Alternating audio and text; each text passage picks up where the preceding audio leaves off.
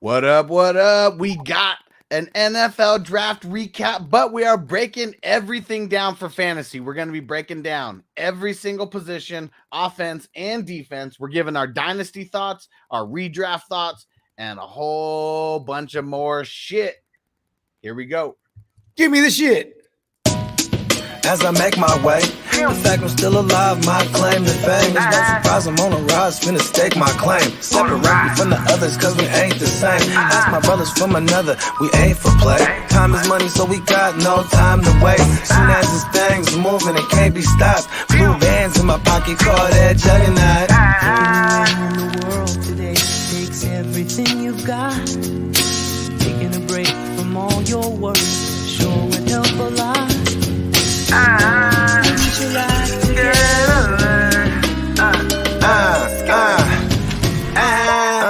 You know the stat quo. Finna get a bag, bustin' down that blow. Out of East Side. What do you know my name? What up, dude? Your ass better call somebody. Oh, yeah. What up? What up? Fantasy Football Hustler back at you. And I am Juggernaut.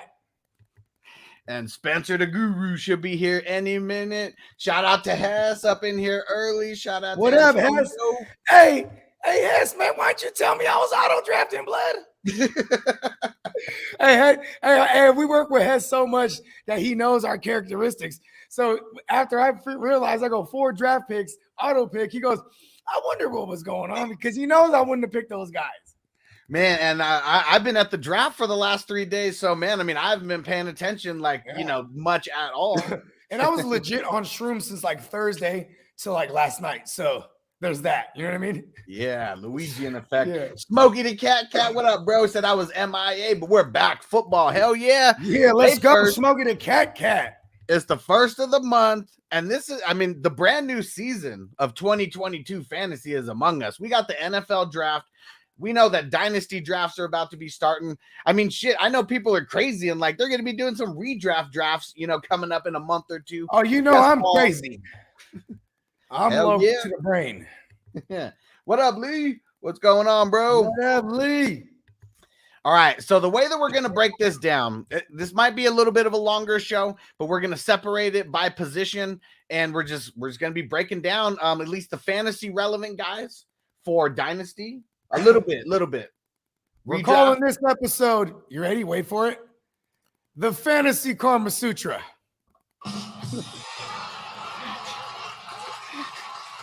Hey, I'll be here all night. All right. So we're going to start off with the QBs because we don't really have too much to talk about there. The rookie QBs. First off, Bogey, I just want to know your initial thoughts about Malik Willis.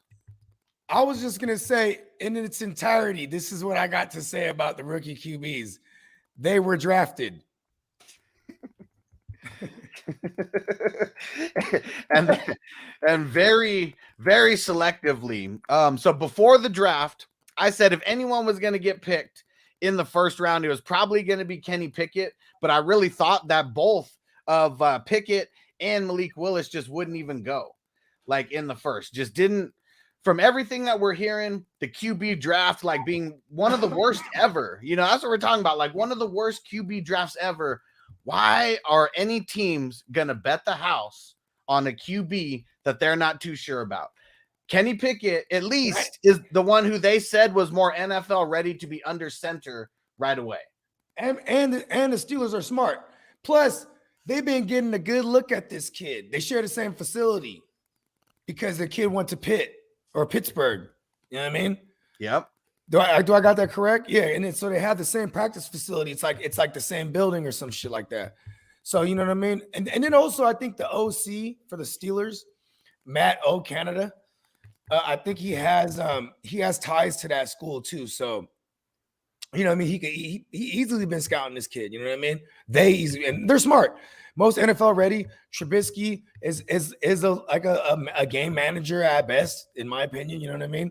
At least they're gonna make him like that. You know what I'm saying? So yeah, this kid's gonna get in there sooner than later, and he's literally the only first round QB, but also in the best landing spot out of all these rooks immediately because he has the defense, he has the run game, he has a bunch of weapons where they could see if he's the guy.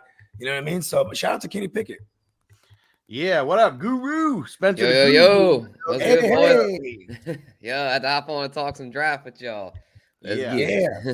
So we're talking QBs first. We're just going to break it down position by position. And really, I mean, I got 4 QBs that we can really talk about, but I just want to hear your thoughts on the way that the QBs, you know, I mean, how they fell. Everyone was expecting Malik Willis to be top 10, top 15. Right. Everybody said first round. I think I was one of the only people that said I really don't think Nobody likes you, Mel Kiper. Right. And he's Yeah, gonna I go was to the I was Panthers. shocked. I'm not gonna lie with y'all. I was shocked at how far Malik Willis fell. I was thinking for sure he'd be a first rounder because of the way the league's going with the mobile quarterbacks, but apparently they didn't believe that he's a legit starting QB. He slid further than Jalen Hurts did. I mean, shoot, Jalen Hurts was at least still a second rounder. That's who a lot of people have compared Malik to, and Malik fell all the way to round 3. But I tell y'all what, Tennessee getting him that late, that's a great value because even if he busts, who cares? It's a 3rd round pick. I mean, for a guy that could potentially be a franchise QB, hell of a value. Same thing with Atlanta with Desmond Ritter. Those were both really good values. And you Well, know, here's- we've seen with these type of mobile QBs, quote unquote, you know, even in backup roles, they're gonna get some snaps in live action. You know what I mean? Because Yeah, they're like gonna in have the some Taysom packages, Hill role. Yeah. Those Wildcat looks. Wildcat type of I actually think that the Titans is probably the best place that Malik Willis could have actually landed because what is their whole team built on? Running the ball and playing defense. What does he do great? He runs the ball. So I think the Titans might be like the Ravens 2.0, like in a couple years. I mean, the thing that sucks is Derrick Henry, you know, going to be part of this, you know, squad as his, you know, top tier running back status is now, you know, when Malik Willis is actually ready to go because Malik Willis you know, might be a 2-year sit. The identity, it's a good system. They'll be able to bring in somebody. Yeah, I was gonna say too, like, you know, their identity is obviously running the ball, but I mean, Derrick Henry's a 1-of-1 back. You know what I mean? Like, you know, they could search far and wide to find the next Derrick Henry. They're not gonna do it. You know what I mean? Yeah, like, it'd probably be more of a committee. It probably like the that's what Ravens I'm at the saying, because committee that's where with the league- JK and the Gus bus. It'd probably be something like that. yeah, and like, you know, I mean, look at where see, Derrick Henry was already there when Vrabel got there, you know what I mean? And then like also, you know, with Matt LaFleur, and then you know, his predecessor was Arthur Smith. They all had the same philosophy. So, you know, and then I feel like this is a smart team because they still have Derrick Henry. That's the type of team they're gonna be. But yeah, I mean, I can see like in the future, you know, a couple years with life without Tanny and you know what I mean, and Derrick Henry, it's still be a rushing team, but along with the QB, you know what I mean? Hell yeah. Oh, yeah. And let's switch it up from the QBs. We got one more. I like Desmond Ritter. I just want to say that. Oh, like, yeah, I like him too. Yeah, like I probably in a super flex dynasty, I probably draft him like as a speculative grab more than I would a Howell or actually Sam Howell. He'll probably get in there. Howell's somewhat intriguing. I say the one I don't like is Matt Corral. That's Carolina. That's gonna probably be a disaster if he has to play. I mean, but he might because of Darnold being such a disaster. That whole team's gross, man. God, nice. Okay. Well, I got a question for you. So one thing that I want to do on this show is we want to give our thoughts on where we think some of these QBs might be going in rookie drafts or rookie dynasty drafts and in redraft, if any of them are even worth it. I mean, we're talking super flex, not one QB. Kenny Pickett's the first one off the board. Got to be now, right? Yeah. Do you think he should be like a top 2, top 3 pick in dynasty now, right? Yeah, super flex for sure. Yeah, I'd probably say the only one I'd take over him would be Breece Hall, maybe Kenneth Walker. Well, I do want to specify this in a super flex.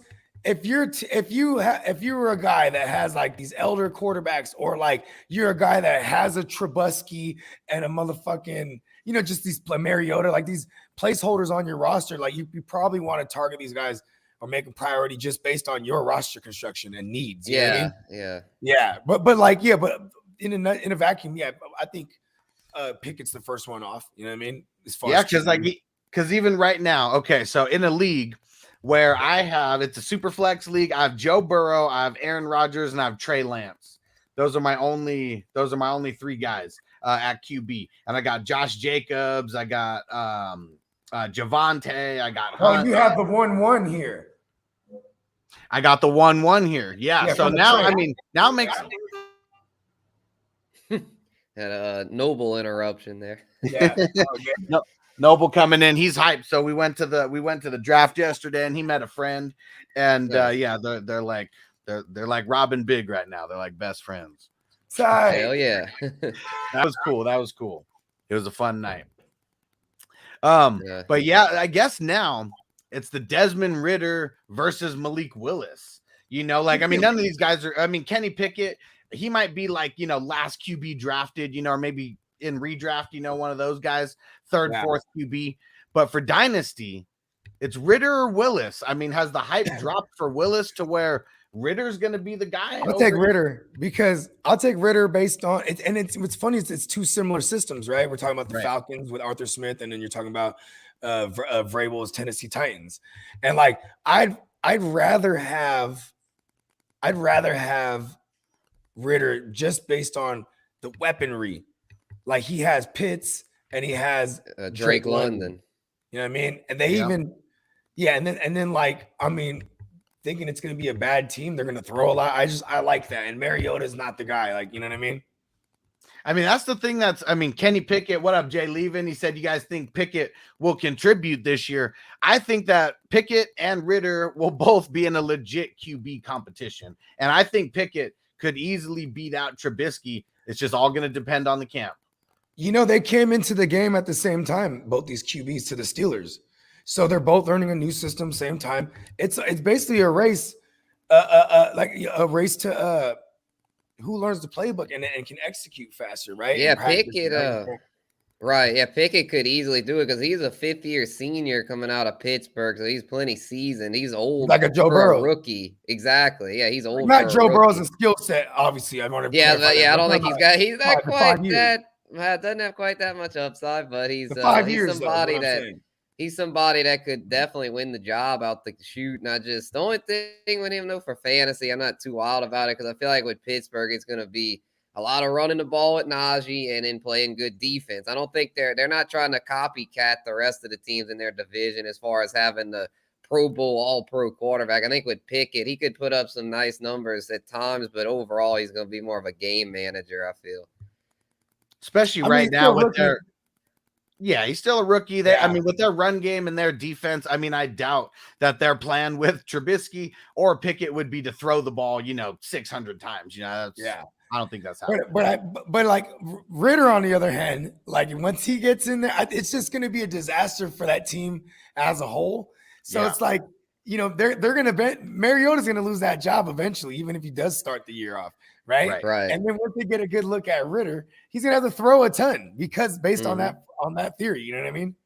Yep, and he's got two trees to throw to there in London and Pitt. So I mean, as long as he's not overthrowing by 100 feet, they'll be able to catch it. That was one of his knocks. His inaccurate. He doesn't have an accurate deep ball, but these guys got big catch radiuses. So you know what I mean? Yeah, that's all. Yeah, I think he might actually be okay over there. I just. All these rookies, I mean, as evidenced by how far they fell, other than Pickett, it's probably not going to be a pretty sight for him initially. So be patient, y'all. Be patient with these guys. View it as an investment, not as a quick fix.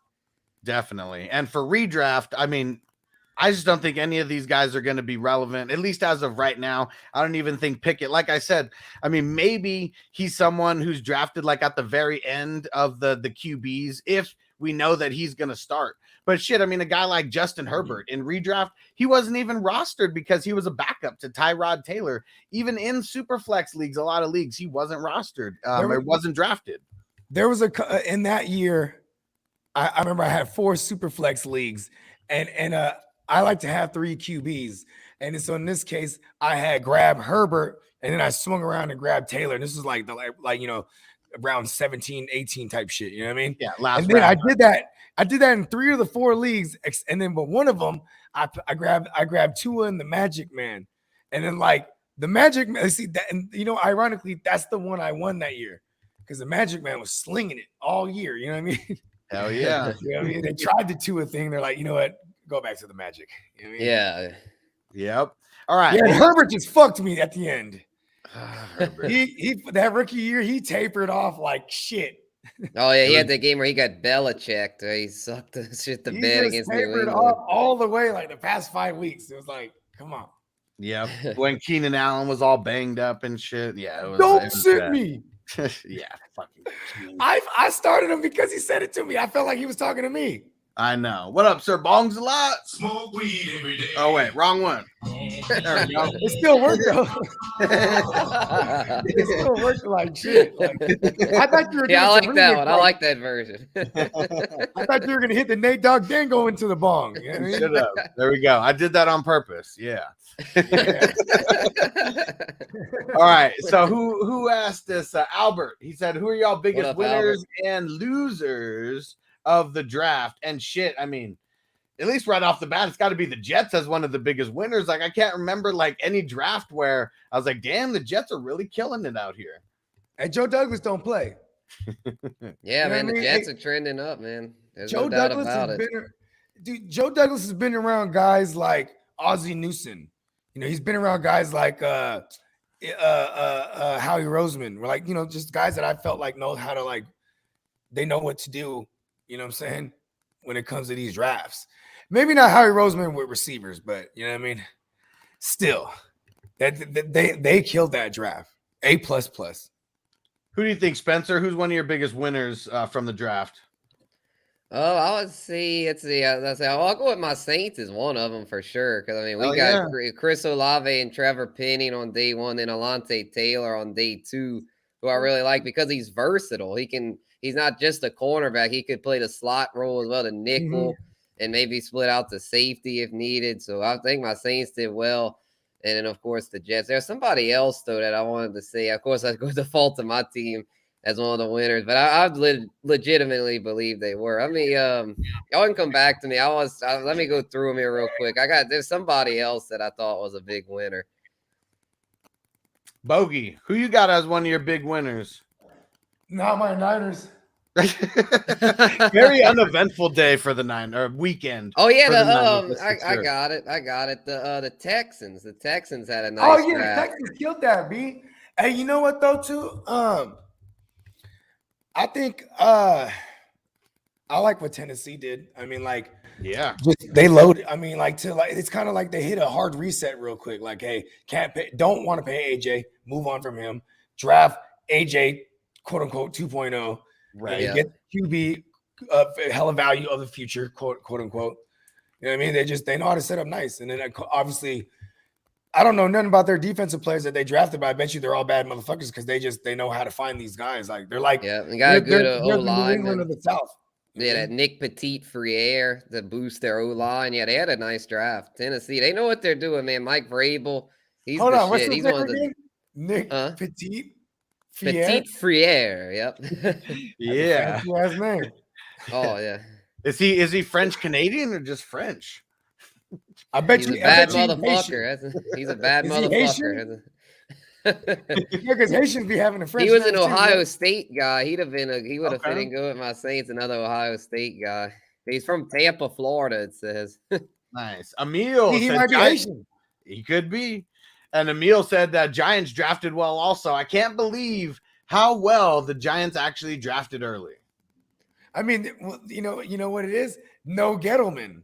Yeah, exactly. Yeah, the new Gettleman's the regime fucking there. Idiot. My brother-in-law, shout out to my man Jay. He's a Giants fan, and like I remember, like when they drafted Saquon Barkley, like we do this shit. He's like, this is what we do. We're stupid, right? and then you know what's funny is he goes, man, we should have took Sam Darnold. I'm like, man, the Gettleman got Took y'all Josh delusional, too. Allen. Should took Josh Allen. not Right? Sam I'm like, Darnold. hindsight's funny because then like, every year I don't know, they Gettleman it. They Gettleman it up. You know what I mean? Yeah, but I tell you what, I like their first two picks. They're Thibodeau and Evan Neal, but I did not care for the Wandale Robinson. Two guys pick. that could be top 3.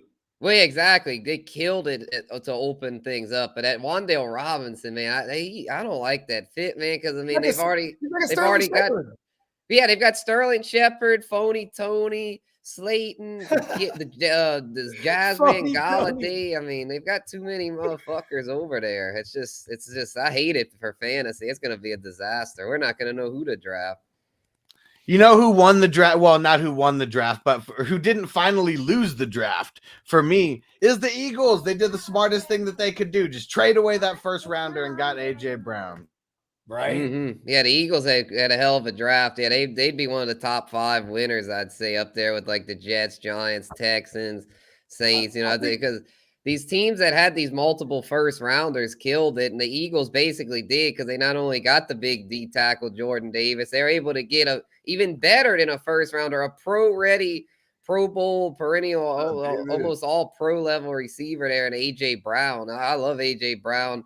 I'm definitely going to target him when I get in these dynasty startups, even though he switched teams, because I think he'll do just fine with the Eagles. Jalen Hurts hadn't had a weapon like that in the NFL, and so I think his ceiling goes up a notch getting AJ in that building. I just worry about them going to get into the playoffs with what they were successful at. That's running the ball.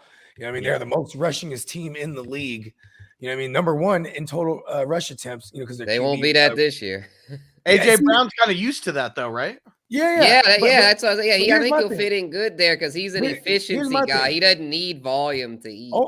Very only Tennessee is above the Eagles as far as pass attempts, because the Eagles were 32. They only had about 420 some pass attempts with Jalen Hurts. So, and he played all 17 games. So their philosophy is run the ball. AJ Brown fits because obviously he's going to help take the top off of that run game, but he also is a great blocker down the field. What I worry about is the inaccuracies of a Jalen Hurts. Jalen Hurts, he kind of sucks, you know what I mean, as a passer. And for what it's worth, Tannehill, you know what I mean, Tannehill's very accurate. So, and like that's why you could be on a low pass volume team like Tennessee and get 8 targets and go 6 for 8 if you're AJ Brown. You know what I mean? He might need more volume than he was getting in Tennessee for him to be viable. And in Tennessee, it was kind of just him. You have Goddard, you have Devonta Smith. Like that's the one thing I worry about for AJ Brown. You know what I mean? Yeah, yeah, for sure. I definitely think though Philly's going to throw more, and hopefully Hurts can be up to that task because they didn't really address the running back position. It's still just like Miles Sanders, Boston Scott, Kenneth Gainwell. So that tells me they're pretty confident in Hurts taking a step forward as a passer. They got him AJ and have Devontae, and they kept Rager. Hopefully he can do a little better there. Okay, let's get a quick temperature check before we move on. Because last year, I know you guys were both guys that were off Jalen Hurts. I had him at 8, and I think he finished 8. You guys, he did a little better than I was thinking. I was down on him, but Bogard hit it. Yeah, that was actually we were doing the ranking show back on My Version's Better. You know what I mean? Right. Yeah, that was a good show. Yeah, that was when we called Elijah Mitchell.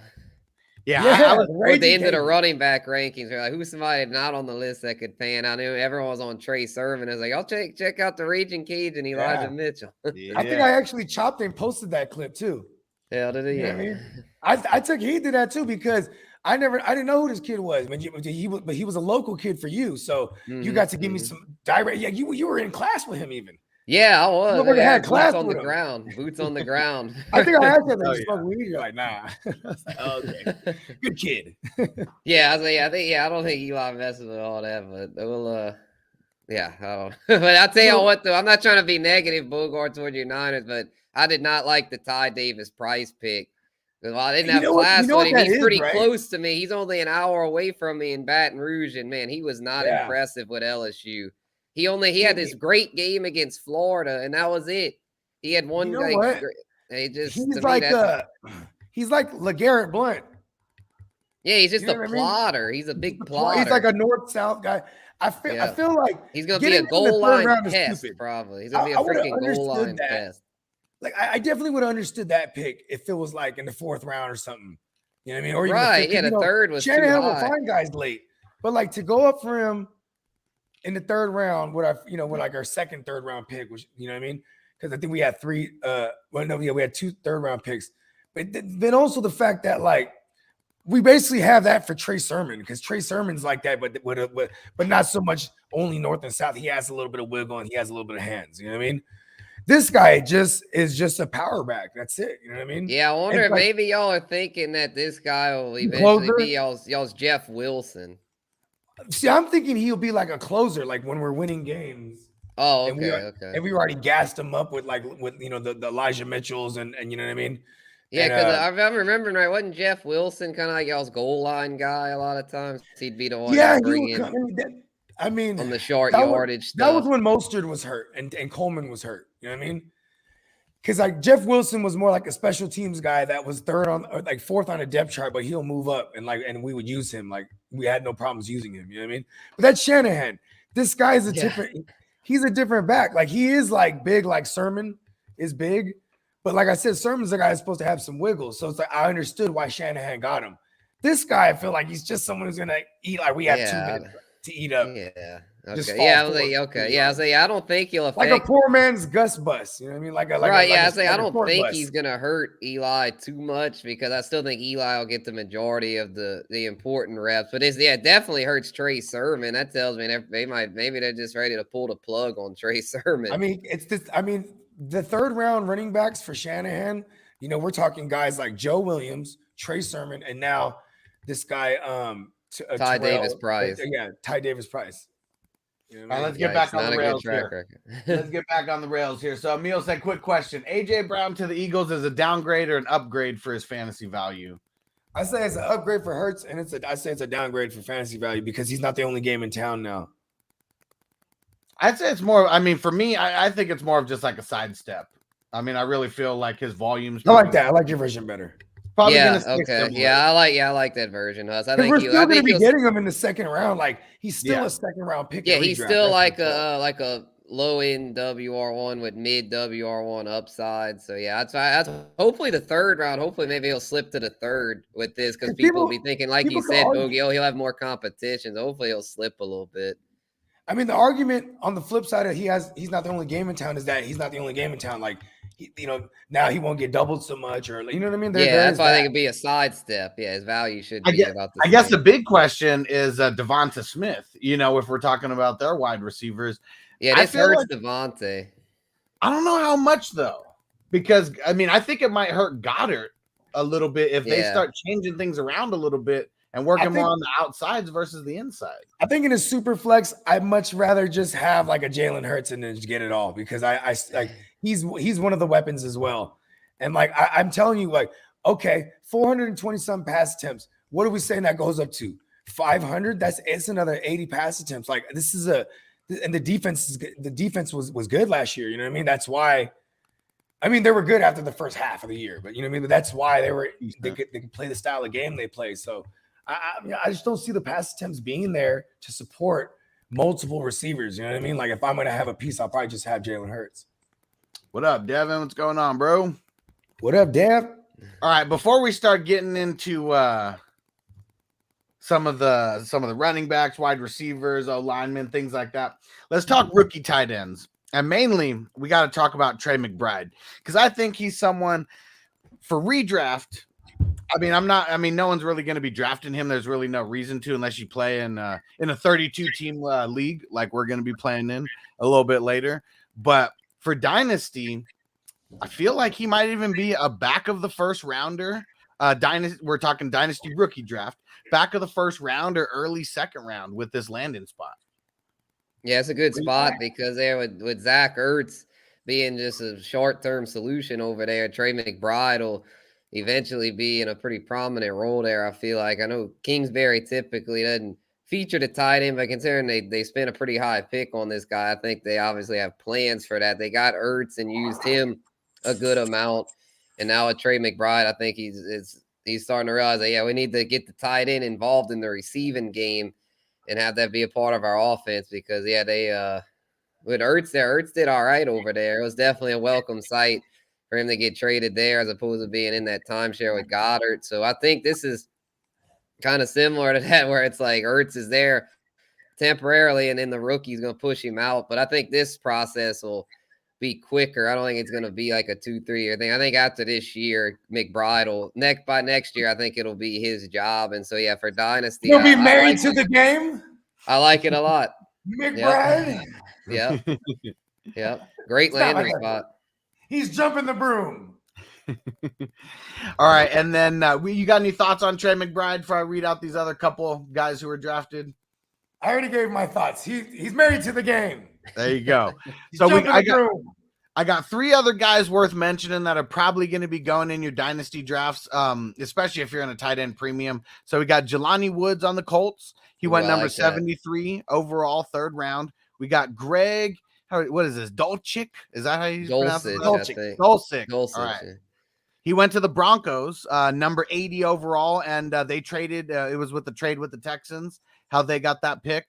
And then Jeremy Ruckert to the Jets, number 101. And it was in one of their trades that they did with the Eagles to get that pick. I hate how they traded up for that tight end because it's a new regime. And the fact that they traded up to grab him, that just kills my aspirations for an Albert O. Right.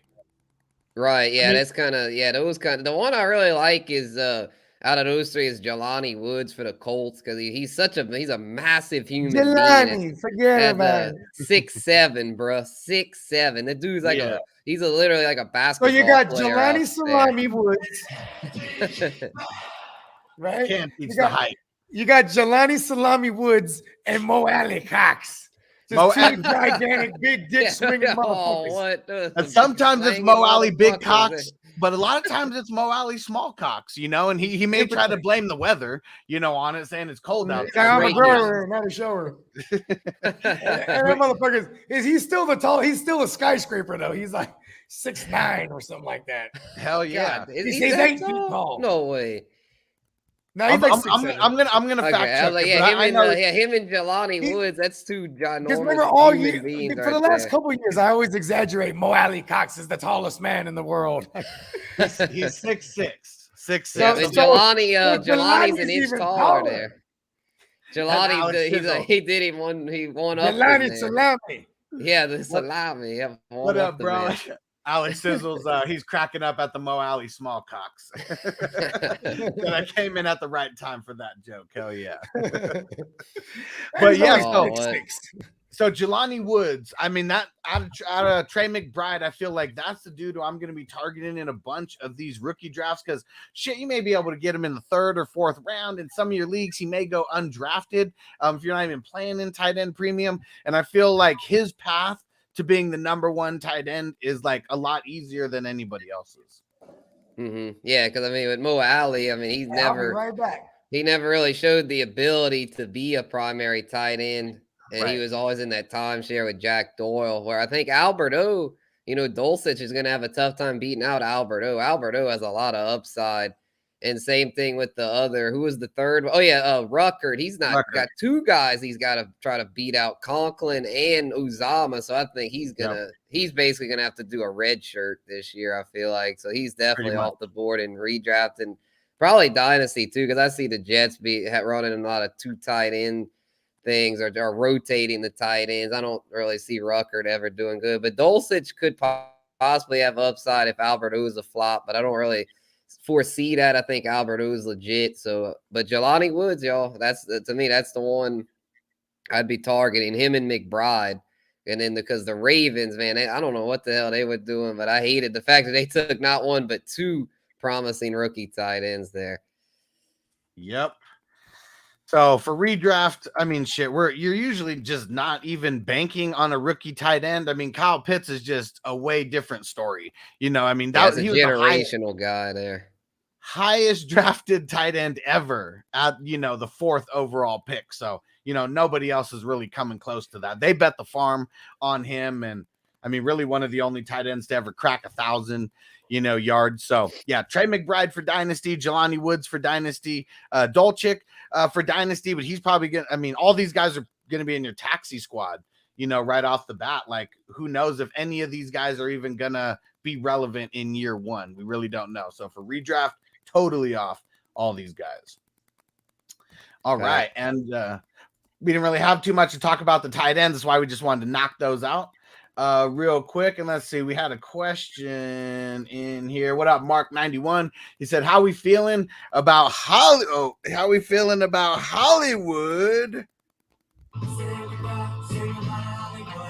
Reuniting with Kyler Murray. I like it because I really felt that the Ravens system was just not working out for Marquise. I mean, shit, if you take away that very first game, versus Miami, when he had those 2 big touchdowns, and it was just insane. I mean, it's just never really been the same since, even though he was kind of like a PPR, decent wide receiver too last year. Right. Yeah. It's just in that run heavy system there. He's the number one receiver, but they also emphasize the tight end so much over there. Mark Andrews. Mark Andrews is really the number one receiver over there. We're now going to Arizona. He'll still be the number 2 target, but he's got potential to be the number 1 receiver there. Because I know a lot of people. I've gotten some backlash. I'm pretty sure like Bogey still believes in him and Nuke Hopkins, but I see a decline coming, man. I think Hollywood by the second half of this season could be out producing Nuke. And so as a result, I really like this because they have the chemistry from college. I like we talk about with Carr and Adams. This is another deal where college teammates are reuniting. So I think this is great news for Hollywood. He's going to, even with Nuke Hopkins, I think he'll do pretty well. But if something would happen to Nuke, or if Nuke would just suddenly fall off a cliff, then Hollywood could be a WR1. He could be. I mean, low end, and it would take a lot to get him there. But, man, it's kind of funny how this whole thing played out. Kyler Murray's all pissed because he doesn't have his contract. And motherfuckers like, go get me a wide receiver. Like, go get one of my homies that I played with. Go get me CeeDee Lamb, you motherfuckers. Like, shut the fuck up. But they ended up getting Marquise, another guy. Yeah, they got Hollywood. Yeah. Oh, yeah. And I tell you what, another nugget to take note of there, they're both on their 5th-year option. So they're both playing for extension. So they're both going to have huge chips on their shoulder. You best believe if it comes down to it, Kyler's going to force feed it to Hollywood because they're both trying to get paid. Hell yeah. Hell yeah. All right. And let's see here. And then what up? Alex Sizzle. I want to be in a Dynasty league. I've never been in one before. Where do I start? How does it work? So I recommend you get into a Hustler League. I mean, that's where it's at. So if you go to patreon.com/FFHustler420, you get signed up there. Today's the first day because everyone billing renews on the 1st. So you go get signed up. You go get on any tier, anywhere, from $3 to $50 and anywhere in between. I recommend the $10 one. You're going to get more entries into the jersey giveaways. We just did the Buda Baker jersey giveaway a couple weeks ago. We're going to have another one up here soon. I'm just not sure which one yet. And when you get in there, it reserves your spot into a Dynasty League.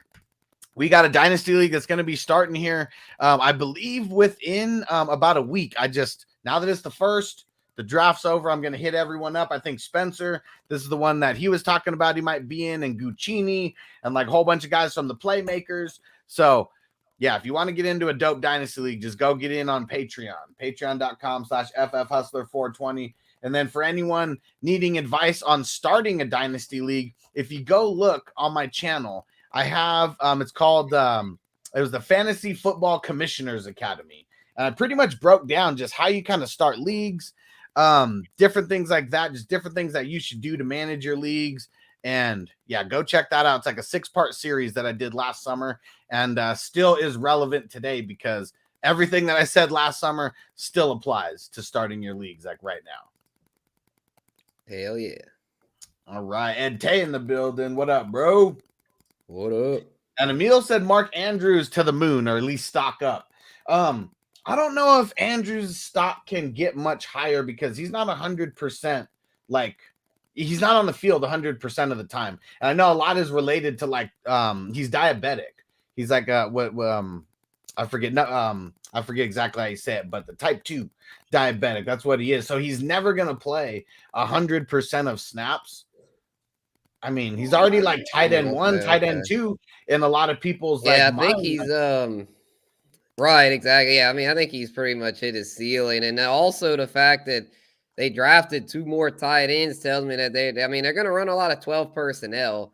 So Andrews is still going to eat. And with Hollywood out of there, he's going to see all the looks he can handle. But yeah, it's just like, I don't see how his stock can go much higher. He's already near the top there, probably going to be a 2nd-round pick in redraft. To me, he can't be taken. Even Kelsey, I just can't see taken in the 1st of these drafts because they're tight ends. I mean, there are times where they have to block and do the dirty work. So they're not going to be up there with Chase and Jefferson and Cooper Kupp. I know you get the positional advantage, but it's not worth reaching. That's really what it is. That's really what it is. It's getting like a back end WR1 that's labeled a tight end. You know what I mean? Yeah, Like, which it's in the those guys, second you know, round, I'm Kelce- okay with that. But first Like, round, I Kelce's want always one of gonna those finish- elite WR1s. If you put Kelce and Andrews from last year with the receivers as far as receptions, with their top 10. Yeah. Oh yeah, they're worth what a I mean? second So- round pick. Yeah, so I mean, based on that, you know what I mean? Like, and then also like, you know, the fact that they have to block, they'll never leave the field. So, you know, that being on the field is opportunity, because there's times where like you'll see somebody in line, like they're gonna block and they peel out into the flat, catch that tug. You know what I mean? Yeah, well, I mean, the thing about Andrews is I just said it right before you got back. Because he's a type 2 diabetic, he's never going to play 100%. I never knew that, bro. I usually know these things too. Type, Yeah, I think he's I know every player type that 1. has I sickle think cell. he's Okay, I could be wrong about which type, but he's yeah, diabetic. well, yeah, he's diabetic. Yeah, that's the point here. Yes, yeah, no, yeah, we're I not do remember doctors. this We're not now. doctors. I do remember it was a big deal if he opted out in 2020 because he was scared because he's a diabetic. Yeah, But he played, man. played. Yeah, big ups. He needs to get paid. He needs to get yeah. paid. You know what I mean? So Yeah, and boy, did like he that. produce that year. Yeah, and then last year he really did. You know, he's just one of those like just good stories, man. Like being able to do what he can do as a diabetic. You know, as not just a starting solid tight end, an elite tight end. The dude last year pulling up his numbers here. I mean, it was incredible, man. Over 100 catches. I forgot just how good he was. 107 receptions for 1361 through the air and receiving yards and 9 tugs. Dude's fucking ridiculous. you know He what's is. crazy about it?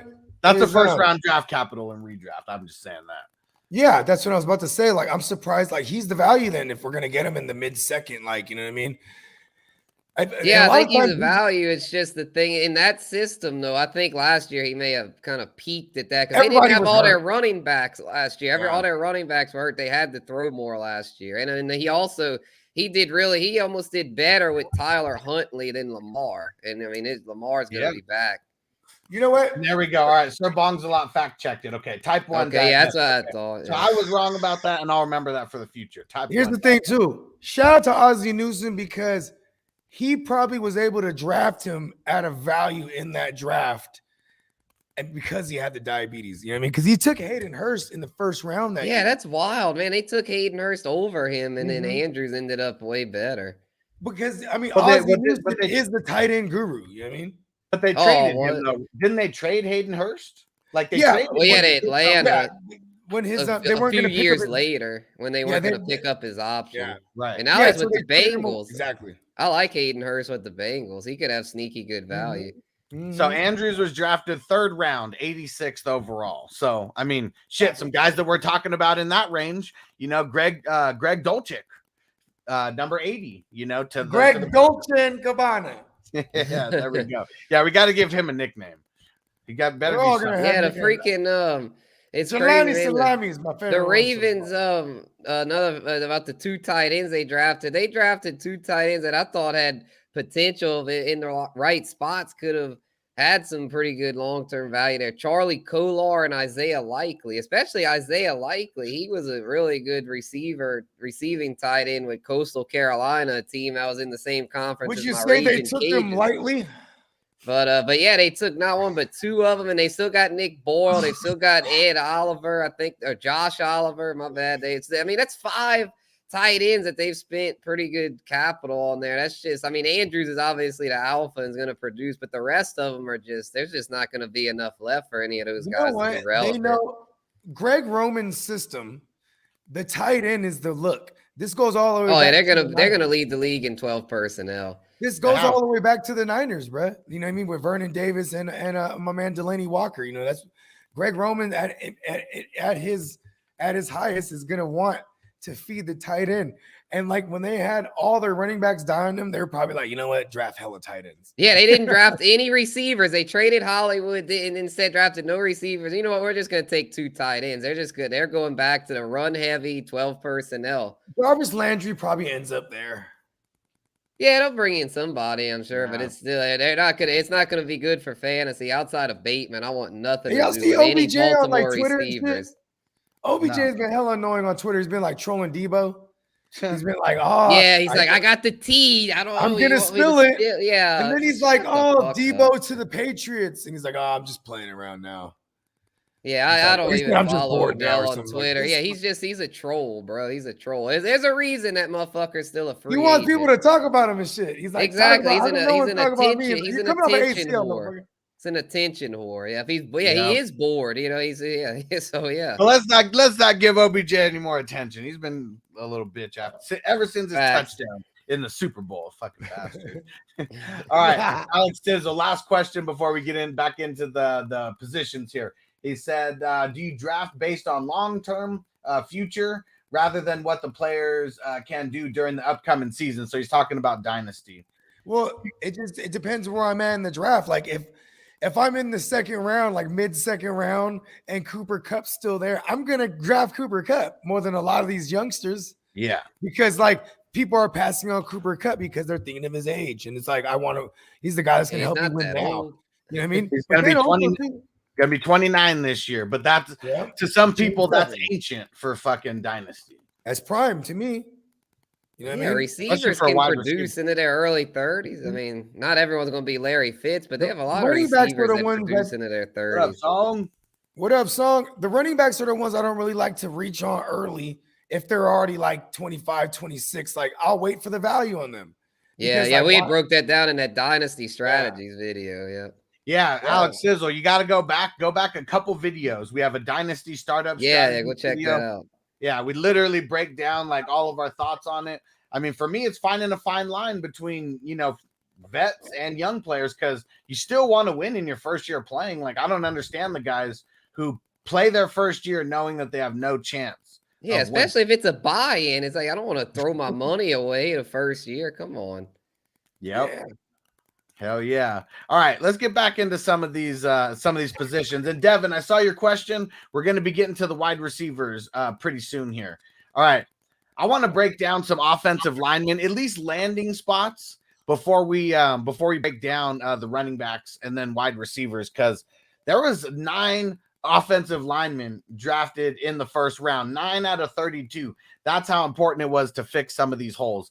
And you got Icky, going to the Panthers at number 6. We got Evan Neal going to the Giants at number 7. We need that for CMC and Saquon. We need that for those guys. Yes, resurrect them. That was the biggest. I mean, we were talking about that when we were live on the draft. Like, everyone who has CMC and Saquon should be very, very happy because that's where they put the future in those guys right now. Yeah, especially because they have Danny Dumbass and then Sam Darnold, right? So it's like, Yep. they're going to try to run the ball, and now that they got the line bolstered up, this just helps it because that's why these guys have been getting hurt, taking too many hits, man. Hell yeah! And then we need got them to carry the load. And then we got the Seahawks at number 9. Of course, as soon as they get rid of Russell Wilson, they go out and address the offensive line. Big slap in the face to Russ, but I'm sure he's happier in Denver anyways. Charles Cross, that was the big pickup there. Then the Texans, so they traded back a couple spots. I'm sure they still got the guy they wanted in Kenyon Green. And at number 15, real nice pickup. Zion Johnson going to the Chargers at number 7. I like that. Cowboys. I like that. The Cowboys were hoping that Zion would fall on them. Hell yeah. You thought. And Fucking Guru, Jerry. how do you feel about who the Saints got at 19? Woo, big Trevor Penning, boy, big corn-fed motherfucker, man, 6'7" and over 300, bro. He is a load, bro. Let's go. Left tackle of the future. Hell yeah. And then the Cowboys went out and drafted Tyler Smith at 24. The Ravens at number 25. The Ravens at hit him with the 25. buzzer. They got their center, Tyler Lindenbaum, and boy, did they need it. The one that was really strange to me was number 29, Cole Strange. I don't really know too Give him much the buzzer. Give him the buzzer. It was strange to me. Fucking Belichick, man. It's to me was just, this is an example of him just thinking like, it's obviously must be a system fit, but I think he just The got dog too, makes the picks. It was. He has the dog with him. Yeah, the Remember? dog did it. Yeah, he's The dog makes the picks. Yep, dog sabotaged him there. McVay, man, I'm sure y'all saw McVay. I think he's like, we had him on our board for pick 104, and he's already gone. Man. Yep. So, I mean, Crazy, I bro. feel like every team that went O-line, I mean, obviously they needed it. I mean, for the Seahawks, we like it. We're going to talk about the running backs, situation over there. For Bogey's Judge Davis Mills Lane, like they need some protection over there for him. That was big time. Davis. The I judge. really hope he works out, man. That would be awesome. I remember, you want to know how he earned my respect? When he was taking mad hits, and I was like, yeah, I remember telling us, I was like, yo, the judge, he can really take a hit.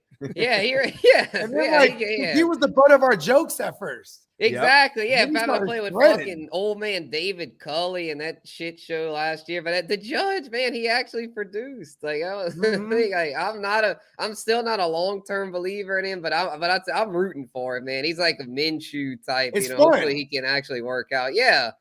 Yeah, exactly. He's a better version of the Great White Hope. And as of right now, his future looks a little bit brighter than Trevor Lawrence's. Like, could that change this year? Like, yeah, for sure. But man, it was they could be they're duking it out, the judge versus T-Law. That'd be some good battles there. Ooh, the judge versus the law. yeah. Right. Hell yeah. Yes. So, I mean, the Chargers, I mean, that was a great pick for them. I mean, protect Herbert, protect that investment because you got him on the rookie deal for this year and maybe next year. And I mean, next year he's going to require. They gotta pay him. They gotta pay him after year 3. That'd be a crime, dude. Yeah, especially, I mean, everyone's already labeling him a future Hall of Famer at this point. Yeah, and the average salary just keeps going up anyway. So it's like you want to lock him down. So like 4 years from when you locked him down, he's market value. Yeah, him and Burrow, it's like, yeah, you gotta pay them ASAP. Those are generational talents. Like I was saying, I think I said on our show about like, man, if the Chargers and Bengals, if they can't win a Super Bowl with Herbert and Burrow, then they're never gonna win one. Yeah, they gotta extend those guys as soon as their contracts are. Once that third year ends, they need to extend them right then and there. Yep. All right. Well, those were the teams that had running backs or quarterbacks that they really needed to protect. But let's get to the teams that needed some running backs. I was not shocked that Breece Hall did not go in the first round. I've been saying that this whole time.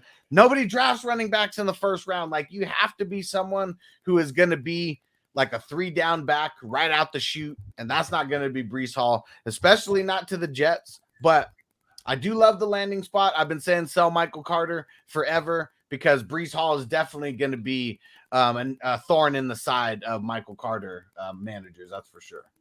Oh yeah, rest in peace. Rest in peace. Still like Michael a deeper Carter league Dynasty guy. managers.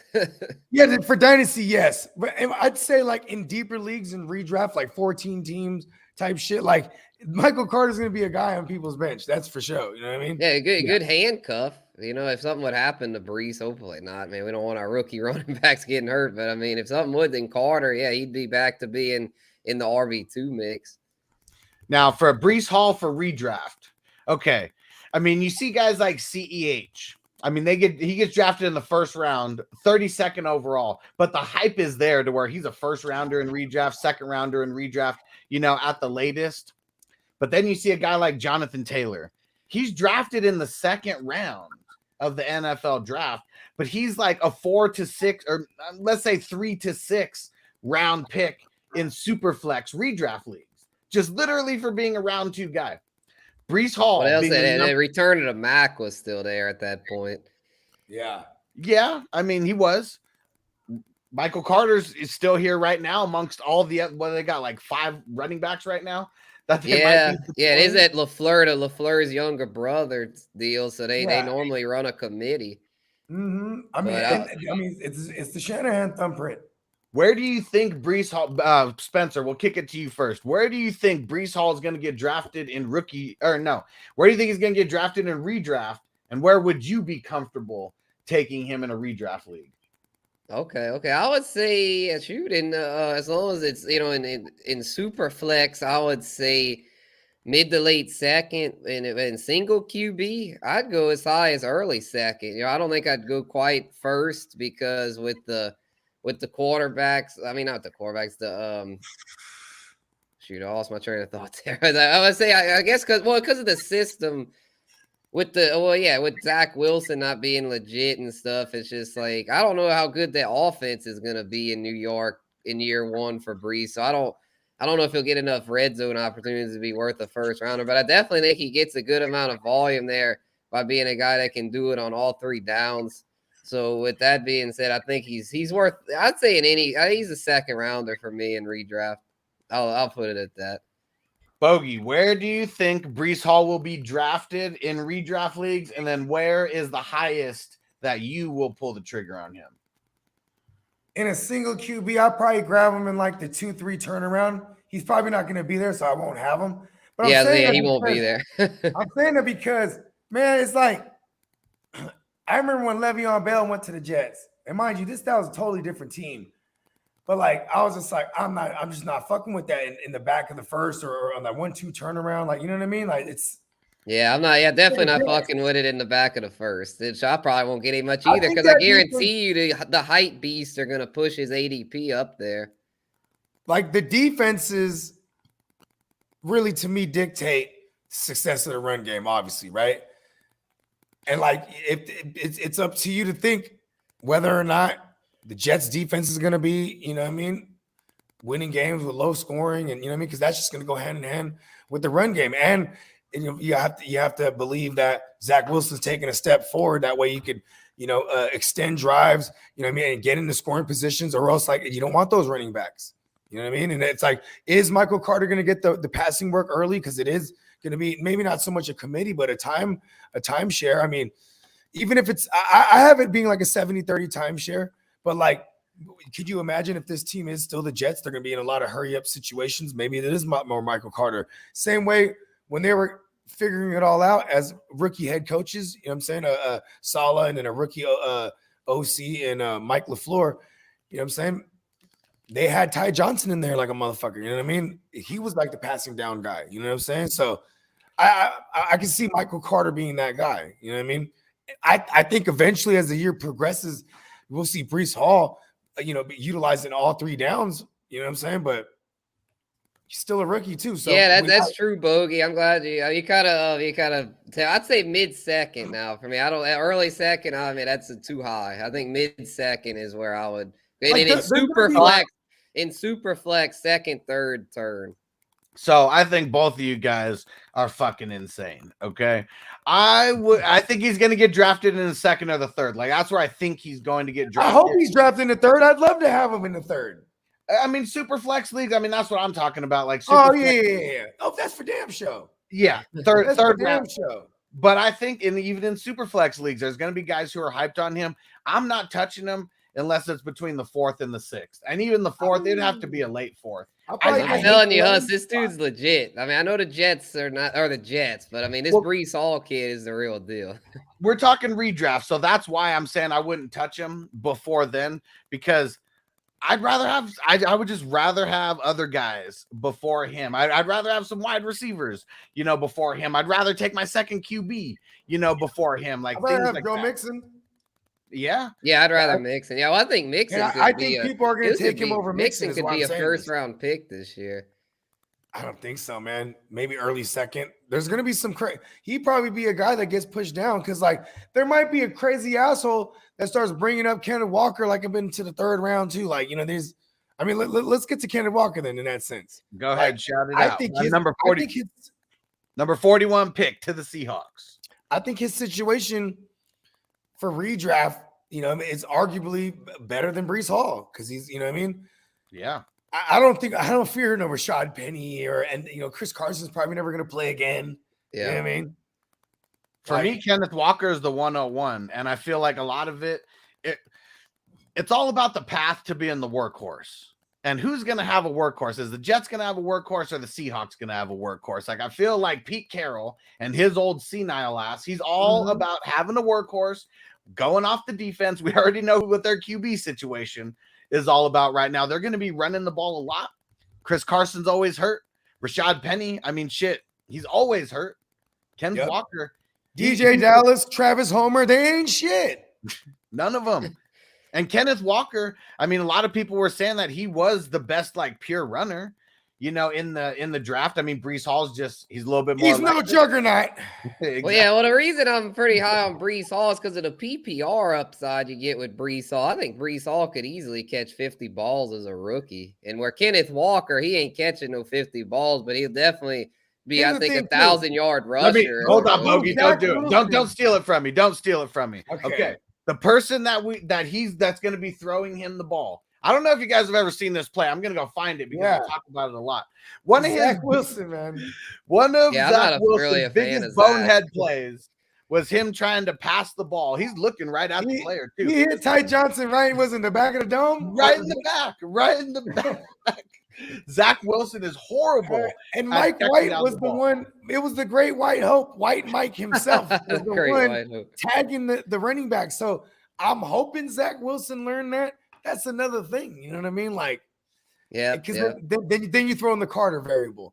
You know what I mean? Where I probably would rather have Walker just, you know what I mean? I'm still not paying no second or third round for Walker neither, though. No. You know what I mean? Walker's someone I bet. Like, I remember. I'm talking single QB too, because I know most people, like, traditionally, you know what I mean? You guys bring up single QB. I'll bring up super flex, because in a super flex league, guys like Kenneth Walker, I mean, shit, I remember a couple years ago getting Antonio Gibson in the 9th round of a super flex league. Just crazy shit can happen with these rookie running backs. There's some leagues where your league mates aren't going to be super high on drafting rookie running backs in a redraft leagues. That's what we're talking about. 1 year, leagues. Kenneth Walker is going to be a guy maybe drafted 6th, 7th round, like in these super flex leagues. That's going to be good value. There's going to be some dumbasses that go in for Penny first for show too. Oh yeah. I'm serious. Yeah. Penny might be a 3rd, 4th rounder in super flex. God. I know I tried to defend Penny in one of our last videos, but I can't defend that. That's fucking insane. Penny is he ain't gonna last, man. Walker's gonna steal his job within the first month. He's a walk-on. Well, Penny is, Penny, he's gonna walk and lose his job. He's gonna walk off the cliff, and then Walker's gonna be like, "I got this." Penny takes. I'm the workhorse, bitch. So if is Breece Hall your guys' unanimous 101 in Dynasty? I still would take him, yeah. Yeah, I still would too. It's because of the all-around ability. I mean, he's got the ability. Yeah, he's the best. I like him as a talent better than Kenneth Walker. Yeah. And what about even in Superflex, right? Like you're picking Breece Hall over Pickett? Oh, yeah, for sure. What quarterback I'd take Walker over Pickett. I don't think the Steelers are going to let Pickett really unleash it. They're going to be the Seahawks didn't take a quarterback, right? I don't think. No, they didn't. They didn't. Yeah. So see that's another thing too. Is like they have to figure that out. Like I mean, if it's Lock, I do like that Drew Lock has these 2 weapons with Lockett and Metcalf to take the top off. But I mean, because you still got to kind of play honest, right? If you're a defense, right? Mm-hmm. Yep. I mean, you can't just all the way stack the box. So I guess maybe you know what? I'll take Walker. I'll take Walker 101. Pete Carroll's got to be senile. The fact that he's going into this after he's senile. Drew Lock is his quarterback. Yeah, he's got to be senile. I'm sold now. That get Baker, bro. He's been old and senile. So for me, I mean, Walker is the 101, Breece Hall is the 102. And then we start getting into other running backs who we don't know how far they will fall. So the 3rd rookie RB drafted was James Cook. Went to the Bills, number 6 overall, and then they traded up. That was with the trade with the Bengals to get him. I'm not sold on James Cook, and I think he's a back end. I mean, end of the 2nd round. I think the way that they were using Singletary last year, I just really think that Singletary's still going to be the guy. I think that it's Zach Moss who really takes the hit with Cook coming over there. I think with Cook, he's going to see. Well, Moss is irrelevant now. He's going to be out of the picture. I don't even think he'll make the final roster because they also brought in Duke Johnson this offseason. So what I'm thinking with Cook, though, I really like this landing spot, though, because Singletary's a guy, he'll get most of the early work. But I'm thinking as the year goes on, we're going to see more and more of James Cook. And for PPR leagues, he's going to do quite well there. He'll be the check down guy. I think he'll catch probably around 40, maybe 50 balls there, somewhere in that range. And I think he'll see more and more carries as the year goes on. I don't think they're going to want to keep him off the field. I mean, he's got the skill set. I know he's on the smaller side, but he's got the skill set to potentially be the every down back. I don't expect that in year one, but for Dynasty, I really like it because he's in a great offense and he's in the gene pool. I mean, he's a younger brother of Dalvin Cook, and if he's anything like his brother, he's going to be a beast. And so I think there with Singletary not being anything special, it's not like he's got to go beat out an already established like stud veteran running back. All he has to beat out really is Devin Singletary because Duke Johnson was just on a 1-year deal. I don't think they expect him to do much, and Moss is garbage. So I like this. I guess the thing for me is like he was never really a thing in college. Like he couldn't even really beat out his teammates to get like all the reps. I mean, last year, it's Georgia though, man. Georgia's RBU. I mean, they had Nick Chubb, Sody Michelle. I mean, so they kill it with running backs. And they run committees. That's how they do it over there. Yeah, and I mean, you look at a guy like Sony Michelle. I mean, he did all right, but Nick Chubb, I mean, that's a different story because, I mean, his values pretty much stayed the same ever since he's been in the league. But I think with him going to a run-first, team, I mean, that was really the reason why he is what he is. So I'm really nervous about Cook. I mean, he's super efficient, I mean, that's really what it's going to come down to. I mean, but not a lot of tread on the tires. But I mean, before this year, I mean, he never even had he's never even had 40 until this year. He never had 46 rushing attempts in Antonio Gibson. Well, yeah, that's a good point, Bogey. Antonio Gibson didn't do much in college as a runner. And look at him. Yeah, well, I mean, look at his receptions. I mean, this year he had 27 receptions, 284 yards. Last year, 16 receptions. The year before that, 16. The thing with college stats, I mean, no, this is a James Cook. He's not a load carrier at all. Well, yeah, I just like him, though, because I think he'll be a PPR specialist. I mean, hell, they were going to work him out as a wide receiver at the Senior Bowl, but he declined because I think he wanted to still be a running back or whatever for his draft purposes, which I'm not sure why receivers now are getting drafted. Out for his hands. He's supposed to have, like, really good hands. Like, even though those numbers you said, the 27 receptions, 16, look at the targets he got. Like he caught damn near everything that's thrown. Yeah, you get with the college stats. It's like you kind of, and they the way they do college offenses a lot of times it's just they do things differently. But I think his skill set's going to translate very well to the pro level, and he offers that PPR. I'm with you. I maybe not for fantasy purposes, but really, that's what we're talking about. We're breaking this down for fantasy purposes. I think he's definitely a guy that helps like a Josh Allen because, like, Josh Allen, he's going to lead that team in rushing. I'm still going to believe that. You know what I'm saying? Oh, and well, definitely. And they're going to throw it a ton too. I just like having those kind of guys to as depth. I like having I think he'll be kind of like he could be a JD McKissick, hopefully a better version of that. Somebody that has a stable should they try to go after JD? Right? They tried to go after JD. Right. That's what I'm saying. They tried to go after JD, didn't get him, and now they drafted James Cook. Been a pretty high pick on him. So they obviously had big plans for JD, the fact that they made him a priority. And so I think James Cook in that spot is just, no, he's not going to be Breece Hall or Kenneth Walker, but I think he's a good depth piece to have. That could be a flex play with upside. I like that. What up? Shout out to Peacock.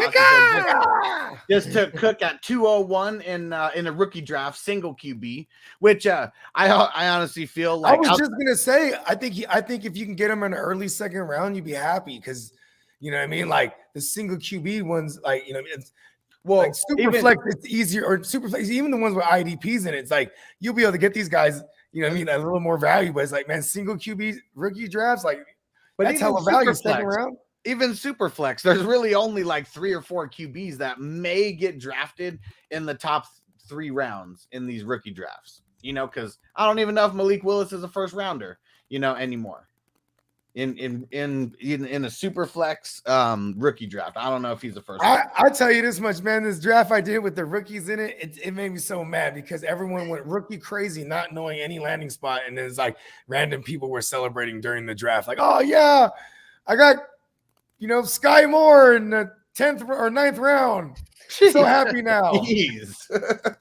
And I'm like, damn, TD, why don't you get me in that league, bro? We would have been eating. Oh. I mean, I love my team. Christian Watson to Green Bay, another good landing spot. Yeah, I think he got him in like the 10th round. Oh, so let's get back on James Cook real quick. Okay, for Dynasty, single QB. I mean, I honestly don't think there's much difference between a single QB and super draft or super flex rookie draft of this year. One or two players is going to make a difference. But yeah, James Cook, second round, I'd be happy with that. Because even if he's in my taxi squad year one. But definitely not a first rounder for me. I wouldn't take him in the first round. That's fair. I might take him in the back of the first if I needed running back and I can't trade back or you know what I mean? I guess at number 12, if I got the 112 and he's still there, I guess it depends on what wide receivers are still there also. Good point, because that's who I would want to grab. I like these receivers. They all have great landing spots. Like, you know what I mean? And you already know why we got the 112, right? Championships. Yeah. You know what I'm saying? So that would be pretty nice. You win a championship and then you come out with James Cook as your first pick out the 112. When I feel a lot of these picks, like 110 and beyond, are a lot of crapshoots. Mm-hmm. All right, let's see. So a couple so what we have? We had three guys drafted in the third round here. What's this? Rashad White to the Bucks at 91. We talked about Ty Davis Price to the 49ers, 93. And then Brian Robinson to the Commanders at 98. Oh, man. That's just, man, why are they doing this, man? Gibby. I was changing diapers. Did I miss Pierce? I missed Damian Pierce. No. We're still in the third round. He was the fourth round. Oh, we're only in the third round. Yeah. Okay, so I'm caught up. Okay. Yeah, let's go to my Niners real quick. That's Ignorant stupid. Thinkers podcast. What up, bro? It is. What up? Brother. Shout out to my man Dennis. Man, going back to my Niners, it's just it's a poor man's Trey Sermon lightweight. Yeah, it sucks, man. And with Robinson, I feel like it's just gonna hurt Gibby because he's a little bit bigger back. McKissick's gonna steal the third down looks, and now they got Robinson to steal some goal line looks. So it's just, man, they don't believe in Gibby as an every down guy. It doesn't seem like, which sucks because he's a guy that us Dynasty or fantasy owners in general love to hype up. But I think it's just time to admit that he's not an RB1. He's just not it. I still love Antonio Banderas, but you know what though? Not as RB1.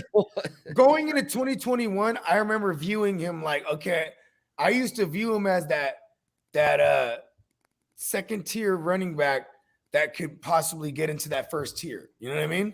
Yeah. Like you get what I'm saying? And now it's now it's just a mid-range. His ceiling to me is like mid-range RB2. You know what I mean? Yeah. Yeah, it sucks, man. He had so much potential. When you're okay with that, you love getting Gibson still because you're getting him where you should, like, at a value, not in a second round. Because he finished as the RB12 last year, but man, I mean, he had I feel like it was like 8 games. I think I looked this up. Per game basis below double digits. Like that shit kind of sucks. But that's the running back landscape. That's why 0 RB or just going later on RBs is getting more and more popular because a lot of guys aren't hitting in redraft leagues, and it kind of sucks. So none of these guys, for redraft leagues, I feel are really going to be relevant. I feel like all these guys are, if we're talking single QB, like I said, it doesn't even make a difference this year.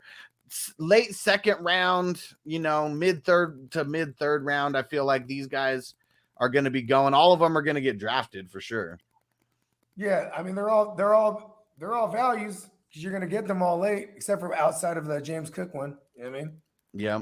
Yeah, White out of those 3, White's the one I like the best because I feel like he could end up passing up Giovanni Bernard as the third down back over there.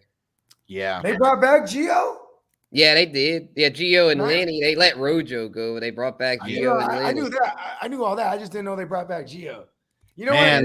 So this could be a 1970s porn star mustache. I'll tell you that. Rashad White is he RIP to Keyshawn? Oh yeah, Keyshawn might not even make the final roster now.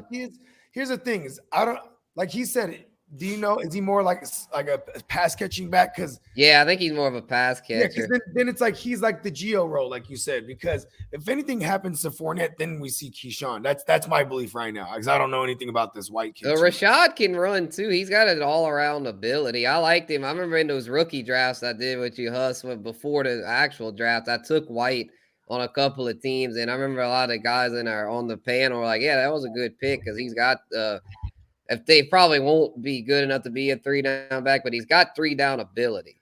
Okay, so he could be the incumbent from Leonard Fournette. Possibly, yeah. They spent a pretty high capital on him, so they must see that in him that he might I have. think Lenny only got about 2 years is this season, and then probably that you could opt out with him. That's real. Yeah, so I like Rachaad White a lot for Dynasty because if you didn't stash him these next couple years, then when Lenny's out the door, Rachaad White might take over as the starter over there. Yeah. Rachaad White. All right, and I only went through the running backs through round 4. I mean, 5, 6, and 7. You know, I mean, they're probably not even going to be drafted in your dynasty leagues. But we got Damian Pierce going to the Texans at 107, and Peacock said, "Shoot me the link." I sent it to your Instagram, bro. We got Zamir White going to the Raiders at 122. Isaiah Spiller getting to the Chargers at 123. Pierre Strong going to the Pats at 127. And then Hassan Haskins going to the Titans at 131. Now, I do like Damian Pierce going to the Texans. Me and Bogey been talking about that. I know Peacock even said it in there that he wanted Pierce. So Damian Pierce going to eat in Houston. Hell yeah. I feel like he dropped so low. There was just high expectations on this kid. I know the combine was, I mean, he just didn't hit the metrics that some people wanted him to hit with the 40 and things like that. Finished just a little bit below. I mean, the talent's there, but yeah, the 4th round slip. He could be relevant on the Texans, though. That's the only thing. That's the crazy thing. 4th rounder. Link too. I want to hear Peacock's take on this one because I'm really interested in this kid. He probably has the 3rd best landing spot. Yeah. Because the path to being the RB1 on the Texans shouldn't be that hard at this point. I mean, return of the Mac? Probably not. Right. You know what I mean? Yep. And I also like I don't say I'm like wild about it, but I kind of like the Isaiah Spiller landing spot from the standpoint of that, like with Eckler, you know, being that he's a smaller back, he's not a true workhorse. He is a workhorse for fantasy purposes, you know, in PPR, but for real life, I like this Spiller fit. He'll take the Justin Jackson role and a really good handcuff because if something would happen to Eckler, Isaiah Spiller, I think, could easily be a RB2. Right. Definitely. And I feel like Damian Pierce, like when we're talking about guys getting drafted, I mean, for redraft, you know, these guys probably aren't going to get drafted at all, but could be free agent darlings, you know, some injuries happen, things like that. I feel like Damian Pierce, I mean, he may get drafted above in dynasty leagues, may get drafted above all of the 3rd round running backs that I just read off just because of the landing spot. Yeah, for sure. And then Pierre Strong, it's like, why the Patriots, bro? I love Pierre Strong. He had so much upside, fastest running back in the class, hoping he could land somewhere with an easier path, but fucking Belichick, man, he's gonna waste away over there. Yeah, it's gonna suck. I mean, he'll be someone that you can draft, you know, towards the end of your drafts and just throw in your taxi squad and hope that something happens to where he can, you know, start cracking the lineup and getting some snaps. But yeah, and maybe the Ravens thing will happen. Maybe all 3 backs in front of him will get hurt. Hell, James White's already have battle on that hip thing. So I think he'll be able to. I will say this: I think he'll leapfrog James White pretty quickly as the 3rd down back. So there is some PPR appeal with Pierre Strong, and if either Damian or Rahama, as we like to call her, Ramondre Stevenson, if one of them would happen to get hurt, then there could be a little something for Pierre. It's just I just hate Belichick, man. I can't stand him. And I'm sure he can't stand us fantasy analysts. He probably thinks I can't. Well, then fuck you too, Bill. Fucking Belichick. Yeah, bro. He is just such a. I think that's his shtick, man. He's such a Scrooge, but he does that on purpose. That's just his whole act. Yeah, I mean, To It's smart understand football, but Belichick, we you have hate to it. understand the dark side. Exactly. Yeah, he is the dark side. That's for He- damn sure. I like Damn. there was a cool stat I read on that kid though. Strong is he had over 10 touchdowns of 50-yard plus. Yeah, he's explosive. He's the fastest back in the class. The fastest man in the world. Eat your heart out, Raiders. You know what's going to be the crazy? Patriots also drafted the fastest receiver in the class, the kid from Baylor. Getting some speed. You know what's crazy is Pierre Strong is going to be like, you know, what Ramondre Stevenson was last year for the Patriots in the preseason. You know, the darling who's just cracking off these big ass TDs and all that shit. And he's like rarely going to get used. This I mean, year. if he's not special teams, he won't even be active most weeks. Because Exactly. that's to try to understand Belichick, you have to look deep everywhere with the running backs. You have to he redshirts his rookies, man. He redshirted Damian. The whole year. He was a healthy scratch the whole year. His rookie year. Bullshit. Yeah, he's such a prick, bro. Like, Because he his doesn't play any rookies are special ready. teams, though. That's the thing, though. He didn't play no special teams. So, you know what I mean? Like, look at J.J. Taylor. They had Brandon Bolden as them, and J.J. Taylor wouldn't play no special Brandon teams. Bolden. Well, at least he's out of there. Josh McDaniels stole him from Belichick. Belichick is probably crying. Because he's going to play special teams. And Hell he could be a backup. Fine forever. He loves those guys, bro. Oh, he's insufferable with those Brandon guys. Bolden got a few Super Bowls now that I think about it. Yeah, he did. He's 3. been like a Patriot lifer. He's the Patriot way. Some guys. He was just a seem to rookie thrive same in year as that James system. White. He was a rookie same year as James White, but then both of them took the special teams approach, but then James White got up quick because they ran through LeGarrette Blount. That's that Yeah, year. and White did as good as the pass catcher. He became Brady's check down guy. Yep. And Peacock, he said Pierce is going early second round in Dynasty. Hey, I shot you the link, Peacock. Yep, I sent it to you also. He said he was heading home when he Okay. Nice. Yeah, Ignorant Thinker said I need one of those rookie RBs. I mean, shit, don't we all, bro? It's about getting them out of value too and not really jumping. Yeah. You know, because you got to wait on some of these guys. And like if you get them out of value and they're just sitting on your bench and then they start getting, it mixed into your lineup towards like week 6, week 7. And these, those are those guys that they come in, they're rookies. Because the rookies that start, I mean, they're fresh, I should say. Because the rookies that start from day one, a lot of times they hit the rookie wall. Remember Kareem Hunt? By week 10, by week 8, he gave us 5-week stretch of of terrible shit. You know what I mean? It was like, what happened for the first 8 weeks? You know what I mean? And then he came back and finished strong, but the rookie wall is a real thing.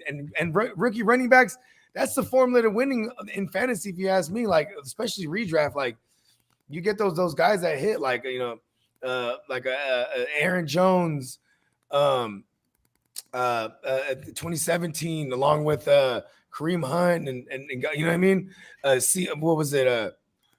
Who else was rookies that year? CMC, Fournette. Like, we haven't had a class like that in a while. You know what I'm saying? So I think a lot of people have been chasing, like myself, been chasing that class. You know what I mean? And so we go high, we get high on these rookies, but I've learned you just got to get them at a value. Like, you know what I mean? Just remember Clyde Edwards-Helaire and guys like that. Like, not everyone's Saquon or Elliott. You know what I mean? Or Najee. Yeah. Yep. So for redraft, I'm probably not going to have any rookie running backs for redraft. I mean, the best strategy is like let someone else draft them. I mean, Breece Hall and Kenneth Walker, they probably won't get dropped unless they get hurt. But let someone else draft them who's hyped on them, and then they're going to drop them. And then when they drop them, you just get them as a free agent. It happened with Nick Chubb everywhere when Nick Chubb was a rookie. He was drafted by everybody in redraft, and then he goes like 6 weeks or something, not doing shit, and then he gets dropped everywhere. Yeah, and then they trade away Carlos Hyde. And boom, just like that. Anyone who picks up Nick Chubb, instant playoff contender, probably a Super Bowl contender, and probably a Super Bowl winner in your fantasy. Because see, that was a different case too, because like you had Carlos Hyde to start week 1, so people knew they had to wait. Yep. And then it was a tease because I think like week 3 that year they played the Raiders, and he cracked off 2 70-yarders, and he only had 3 touches that game. I remember that. You remember that? And nobody started him. You did not start Nick Chubb. Everyone was pissed. And then after people that. tried you the next week, and he was still just this guy that was getting like 2 or 3, maybe 5. Yeah, that carries was out of the weird. I backfield. remember that shit. That made no sense. Like, why was Carlos Hyde starting over him? That's just, man, these It was coaches, money. man, It was money at that Yeah, point. these they paid coaches him. are so stubborn, bro. And these, With yeah, the they, money, you got to chase the money. It always is for the NFL. I wasn't playing. I wasn't in my own dynasty league yet because I was co-managing our team with Steamboat during that year. But the 2018, I was already well off into my keeper league, and I remember drafting Nick Chubb because they had Todd Haley there, and Todd Haley had Lev Bell with the Steelers like the prior 4 years to that. So I was like, oh, I can't wait. You know what I mean? I was like, I gotta have all the Nick Chubb. And so even in redraft, I was holding on to him, bro. I was one of the lucky ones. Like, I just kept holding on. Like, I knew it. all Like, the smart Todd ones, if Haley you gets his held him, hands that's on him. smart. I mean, you identified that before the herd. If you had him before they all rushed to pick him up, then that's kudos to you. Like those that. No, but thought see, I that- was the idiot holding on to him, though. You know what I mean? Well, no, you didn't. You weren't an idiot if you held on to it. It was hard though. It paid had to off. be Yeah, hard. bro. Because listen, there's no way anyone knows they're gonna trade away Carlos Hyde. You know what I mean? I played in 8 redraft leagues that year. He was drafted in all 8 redraft leagues and then dropped in all 8 redraft leagues within 2 weeks of the Carlos Hyde news. And I just started working from home. And I remember, like, I saw that shit and I was like, oh shit, this is not a drill. I went and picked him up in every league. I got so many text messages. One of my friends was a teacher out of middle school. He was like, you son of a bitch. He was like, I literally stopped class to fucking go pick him up, and you still beat me to him. That's hilarious, bro. So you just got to be on your shit, though, you know, when it comes to that kind of strategy. Because, yeah, I mean, any league that, you know, a running back becomes relevant in redraft, he's going to be gone within the hour. Yeah, so yeah, I'm too busy for that. I try and build my teams up with good depth and all that because I'm too busy to get those guys. I never get them that quick. Usually. I play in such competitive leagues with sharks to where like they're on that shit, and I'm just like, whatever, bro. My team's already stacked. There's a way to minimize that if you just if you let the waivers run every day, and then but you got to play with Fab that way. You know that's I prefer that version. I like Fab. Fab is it makes it where you gotta. I like and hate it because like I'm the type of guy I'll spend like $10 on a motherfucker, and then next week I won't be afraid to drop him. Or you are like in my league where you ran out of Fab after like a month. But then you know what's funny is that like, because of that I had to play sharper, and I got into the dance though. Yeah, you made the dance. I gotta give you credit. Yeah, we both redeemed ourselves. We struggled the first year because it's 12 savages in that league, and then we this year we're bounced back. And my thoughts for Dynasty, it's always got to be Fab. I mean, but you're not going to get like, you know, crazy running backs, you know, or nothing like that. I mean, it'll be a lot of weird situations on who you're going to be able to get. But for redraft, unless it's a really, really deep league, I mean, if it's just a normal like 12-team league, I mean, that should be the standard. I know probably 10 is more the average. I just feel like it should still just be on the rolling waivers and first come, first serve, you know, after the week starts, you know, on Wednesday, because for redraft, everything is all about right now anyways. You know, it's all about right now. Oh, yeah. Got to be quick. Got to be quick on the draw. All right, let's get to these wide receivers. Okay. We had...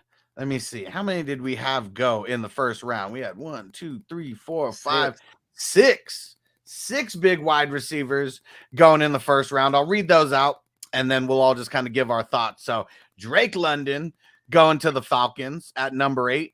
And on FNT, we figured they were going to go wide receiver or trade out of that pick. And, you know, they got who they figured was the top guy in the class. Then we had Garrett Wilson going to the Jets at number 10. Spencer, who went at number 11? Chris Olave to my New Orleans Saints, man. Boy, was I excited. I told the people, let me do my dance real quick. I told the people I'd dance if they took Olave. So, woo, there y'all go. Yeah, traded up a couple spots to get him. That sounds so New Orleans too. Olave sounds right. He's gonna fit in perfect, man. Mike Thomas is fired up. Like he tweeted, "Hey, Chris Olave, let's get to work." He's ready, man. It's gonna be awesome. Hell yeah. Jameson Williams, even with the ACL, still went top 12, went to the Lions, and they traded up with the Vikings to get that. So they really wanted him. Yeah, Amon-Ra. We'll see what happens. We'll give some thoughts. He's more of a soon. slot guy. Anyway. Yeah. Jahan Dotson goes to the Commanders at number 16. So I wonder if they still got their guy because that was, the swap picks right there. And then Treylon Burks to the Titans. They trade away A.J. Brown, and then that's a guy who is kind of like A.J. Brown. Yep, perfect fit. It's a system thing. He's Vrabel takes the page out of Belichick's book as far as he drafts guys that he thinks are going to fit their system, and Treylon Burks should fit in like a glove over there. Yep. Great landing spot for redraft and dynasty. Yeah, because the path to targets is very easy for him. There's literally nobody. It's okay. Yeah, all he's got to be is Robert Woods coming off an ACL. That's it. Oh yeah, I always forget about Robert Woods. He's a good blocker too. He's there because he could block good too. And he's more of here's another thing. Is like I get more worried about a low pass volume team like the Eagles for AJ Brown because there's other cats over there. Dallas Goedert, God made dirt. Dirt don't hurt, right? And then you also have the Slim Reaper. But over there, it's really just Burks. You know what I'm saying? So Burks, Bobby Trees, and a bunch of gross tight ends. Yeah, so he's still going to get a concentrated target market share even on a low pass volume, and that's fine because we're not reaching up to grab this guy super early. So I can see myself having some Burks in redraft too, if I can get him mid rounds. You know what I mean? As like my fourth receiver or whatnot. Hell yeah. So I'm nervous about Drake London because now, he's going to be top 3 pick, top 4 pick, in Dynasty, being the top wide receiver more than likely. Gotta wait on him. I just hate him being paired with Mariota, even if it's just for a year, even if it's for half a year. I just hate that combo. And I guess it just depends on where you're actually picking, but I don't know if I want to pick him at 103 or 104 in a Dynasty league. They're going to be not really fucking with him either. Atlanta's going to be calling for Ritter by like week 4 when they're 0-4. You know what I mean? Yeah, and it's just I don't really like that they got him and Kyle Pitts together. I was thinking it'd be better to have more of a compliment to Kyle Pitts being a smooth route runner, smaller receiver like a Garrett Wilson. I thought would have been their pick if they went receiver. Where I feel like Drake London with him and Pitts, it's like that. They're both studs, but it's like they probably intend on having Calvin Ridley back next year. They probably, maybe that now that they have a young QB, going into next year with Ritter, maybe they do pay Calvin Ridley, and maybe because of the shenanigans he went through, I'm saying you'll probably get him at a discount. You know what I mean? Yeah. Can you even depend on Calvin Ridley though at this point? Even like the gambling and before that, you bet on it? The mental health, no, I would not. I would bet on him not panning out. That's why they took the receiver in the first, and I would have gone. I would have gone Garrett Wilson, bro. I don't like this fit, man. I think it's. I'm not saying London's going to be a but bust. That's why I say maybe they try to retain Calvin Ridley next year because of the fact that he's the route runner. He's the spot guy. I hear you. Yeah, he's more that like the smaller type. That's not like a midget receiver per se, but he's not like he's the not tighter a big spaces. Tree like He's Drake. going to get open in them tight spaces. Exactly. Yep. And then what do we think about Garrett Wilson though? I feel like it's really him and Olave that I feel just the better situation to where they're going to be getting peppered with a lot more targets right away. I guess more is a poor man's Debo. Right? They were using him that way. It's the same system, obviously with Mike LaFleur. So, this guy's going to be more of a traditional out wide. You know what I mean?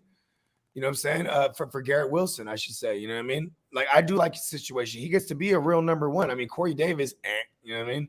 Oh yeah, exactly. Yeah, Corey Davis is going to be on the back burner. It's just with Elijah Moore and Garrett Wilson. That's kind of I don't know. I'm a little nervous there. Look at last year with if it's a similar system to your Niners, Debo did well, but where was Ayuk at? It's just It's kind of I think they're both going to be a little unpredictable from week to week. So I would still take Wilson, but I would have my expectations a little bit tempered as well as kind of like with London. It's like Man, I don't know. We These got guys have nothing on big the track. upside, but I'm nervous. I'm nervous about them. I wouldn't go all in with either one. Y'all can call me biased, but I'd take Olave over both of them.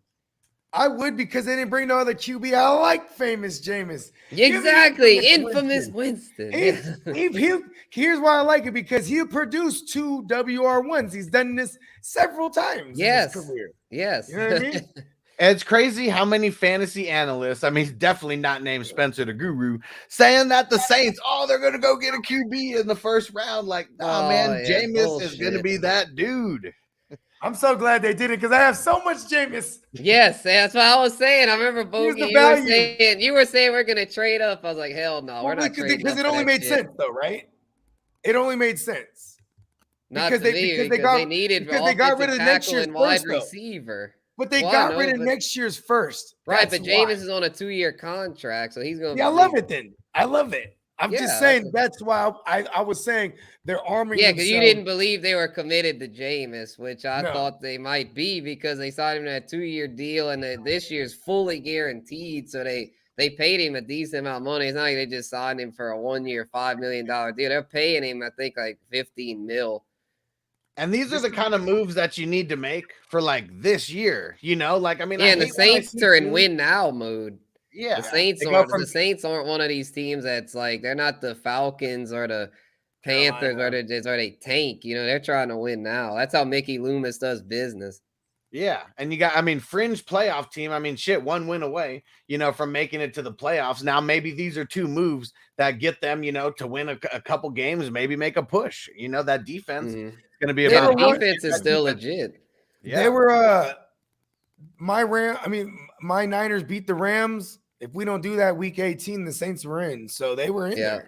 Right. And the reason I like to get back to the fantasy side of things, I like Olave a lot because he's got that field stretching ability. He's faster than MT. He's going to be that field stretcher, that guy that Jameis will be able to launch it to deep and be able to get those effort balls that Jameis loves to throw up. Olave's going to go and get those because Marquez Callaway and Deontay Hardy are all right, but they're not it. They're not the kind of guys you can depend on. I'm going to have me a lot of Jameis. I'm going to have a lot of Jameis in Super Draft. I think I will too. I think I will too because a lot of people are going to be like, Jameis, he sucks. I ain't fucking. Yeah. I'm telling y'all, Jameis is going to be a value. He's going to be a nice value. He was the first overall pick in the NFL draft for a reason, and if his eyesight was really the biggest thing, that was fucking with him and he already got that taken care of, he looked really solid, from what we saw. Just sucks that he had to go down. Alvin Kamara too, granted. For the short game, Yeah, and slant boy Michael Thomas. So he'll be able to get he'll be able to get the dink and dunks, and then for the field stretch, and he's got the Callaway and Hardy. In Olave, though, he's going to blow past both of them as far as being the primary downfield target. All right, so what do you guys think about the other 2 wide receivers that we didn't talk about? Jameson Williams, and then what is it, Jahan Dotson? Yeah, I like Jameson a lot for Dynasty. I think once they get Goffle out of there, Jameson's going to take off, but as long as Goffle's there, I ain't fucking with Jameson. So redraft, I want no part of it coming off the ACL and stuck with Goff. But in Dynasty, I love it because once they get a legit QB in there and he's healthy, he's the fastest. They said if he'd have been able to run his 40 time, he'd have probably been the fastest guy in the class. So once he gets healthy and they get a better QB, it's Jameson to the moon. I'd say he was really pissed though when he got drafted. Yeah, they trade up fucking Detroit. Detroit. I said it before and I'll say it again. Detroit, they're building something over there. That team's going to be good in the next year or 2. Here's what's fucked up for Washington and and McLaurin and stuff is that they have Carson Wentz and Carson Wentz. He got a big arm. But here's another thing is that if he comes in there and has immediate rapport with the rookie, you know what I mean? It won't surprise me because everyone has to learn Carson Wentz all of a sudden. You know what I mean? I know Terry McLaurin, he's had a plethora of QBs in his short career, so he's kind of QB proof, but he's also still going to draw all the number 1 coverage. This kid might be interesting. And he's going to be that bottom of the barrel scrape when you're in your rookie draft. You might get him in the 3rd round for real. Yeah, that's a good point because I remember McLaurin 8 as a rookie with Washington and no one expected it. Yeah. Yep, he had one of the best, rookie seasons that we've seen. Mm-hmm. Yeah, so I mean, Now he had for three redraft, and for redraft, I mean, the rookie wide receivers, I mean, they always seem to be dart throws, when we start getting into the 8th, 9th round. But I mean, a lot of these guys might be going past the 10th round, especially in some of these super flex leagues. I really don't draft too many rookie wide receivers in redrafts. Not my style. Yeah. I mean, like not Jamar everybody Chase was an Jamar exception. Chase Yeah. or Jamar Chase. Jalen Waddle. Yeah, Those guys are different. People drafted Jefferson and dropped him after 2 weeks, and then week 3 and 4 is when he started to flash, and then it was just a wrap the rest of the way. Yeah, because Justin Jefferson, he was actually someone I remember when I was doing my wide receiver like waivers, and I would only do if they were rostered in under 50%, of leagues. I mean, he wasn't rostered at 50% of leagues, by week 3 or 4 whenever he boomed. Yeah, kind of like the Nick Chubb thing we talked about. Guy that they're rookie. That's if you have the patience to stash them, it could pay off down the road. Yep, that's for sure. All right, Peacock in the building. Yo,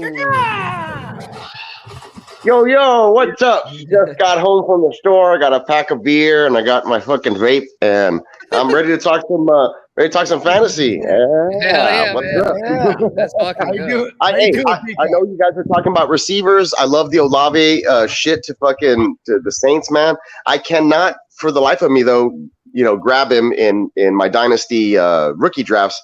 I did fairly well. Everybody knows I finished 3rd place like everywhere I played last year. So I got like the 110, the 19, the one, I got late picks and everything back where I'm at. It's like, okay, I need running back help because usually 2-3 years ago, I have like a bunch of old vet running backs. I went with young receivers back when, receivers were a hot commodity, coming into the league, especially 2 years ago. Got some good guys over the last couple of years, and now it's like, well, what I got to do? I got to draft some fucking running backs early.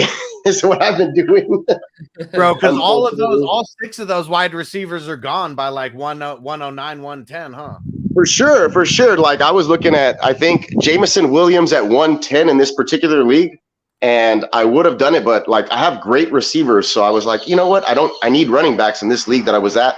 I traded back. I put it in the chat earlier. I traded back from the 110 to the 2-1, and I moved from the 310 to the 3-1, and I was able to grab Cook. You know what I'm saying? Yeah. And I really wanted Pierce, but I didn't want it to feel like a reach. And I was thinking, hey, everybody knows I'm a Texans fan. Maybe he'll still be there. But now he went 2 picks later, so kind of messed up there. So did he go above like Rashad White, Ty Davis? No. Price? No. He was like the 6th overall running back in my league. So I took him at the 201. I think it was no, not James Cook. No, Pierce.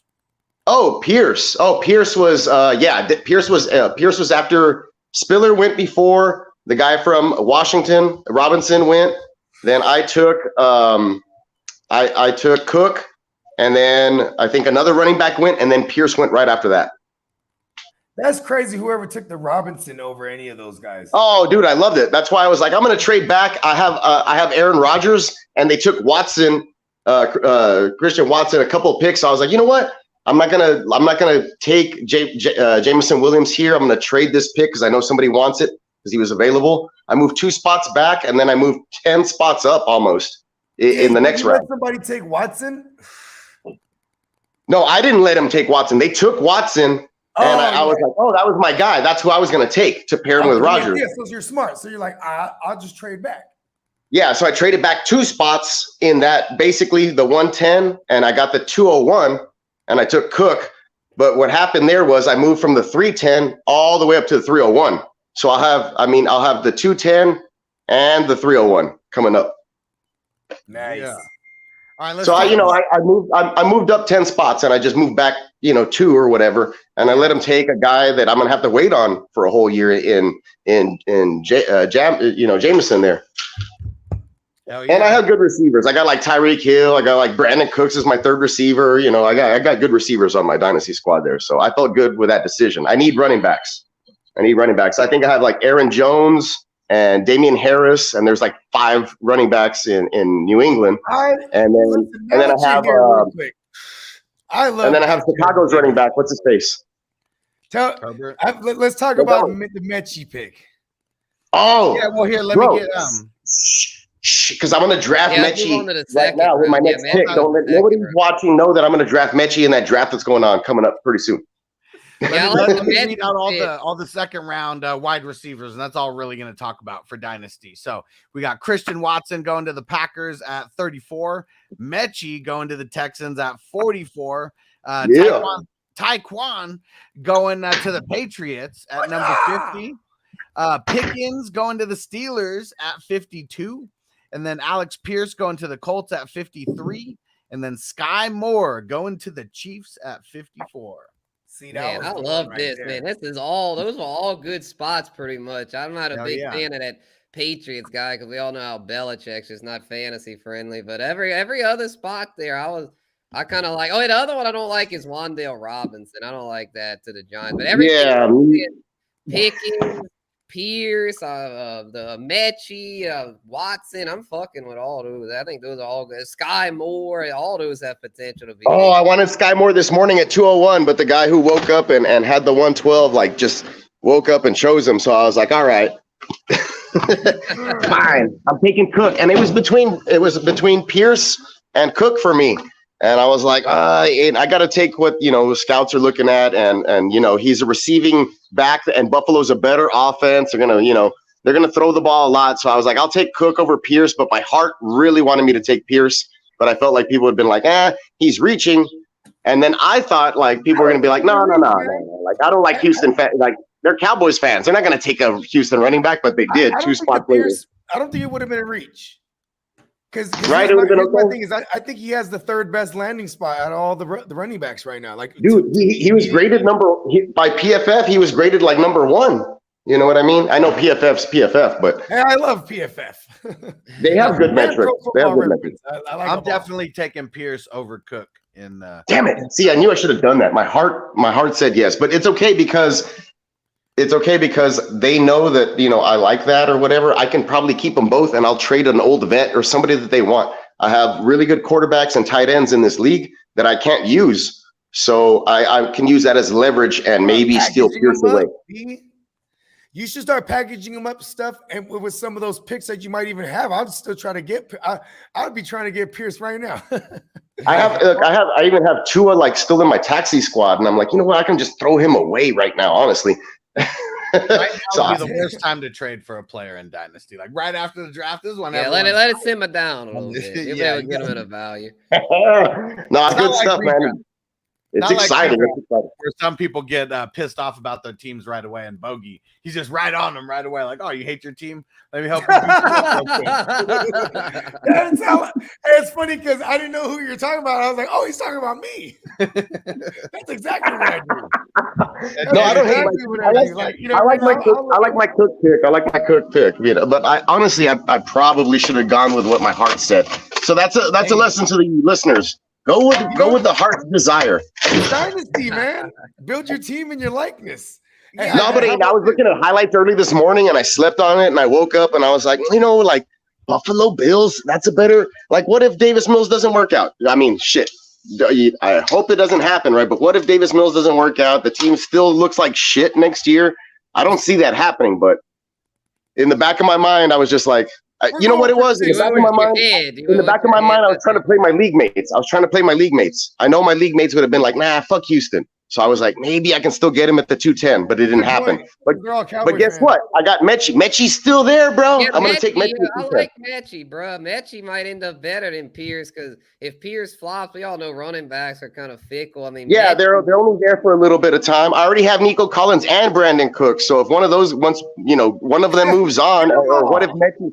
Get them all. Nobody, and I have Brevin Jordan in this league, bro. I got them all, so I can just monopolize. That was the universe telling you didn't need more Texans. Yeah, Mechie. Yeah, exactly. That's why I didn't go here. I was like, let me kind of diversify, and then if another Texan falls in my lap like Mechie, I'll take him.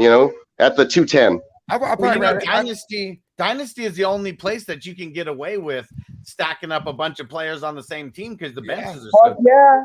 If they get hurt, they get traded away. They retire. They don't get that contract extension. That's what you do. And I tried to do that with San Francisco 49er running backs. Not going to lie to you. and it didn't work out well. So now I only have one in that league, and I can't get rid of Jeff Wilson for the life of me.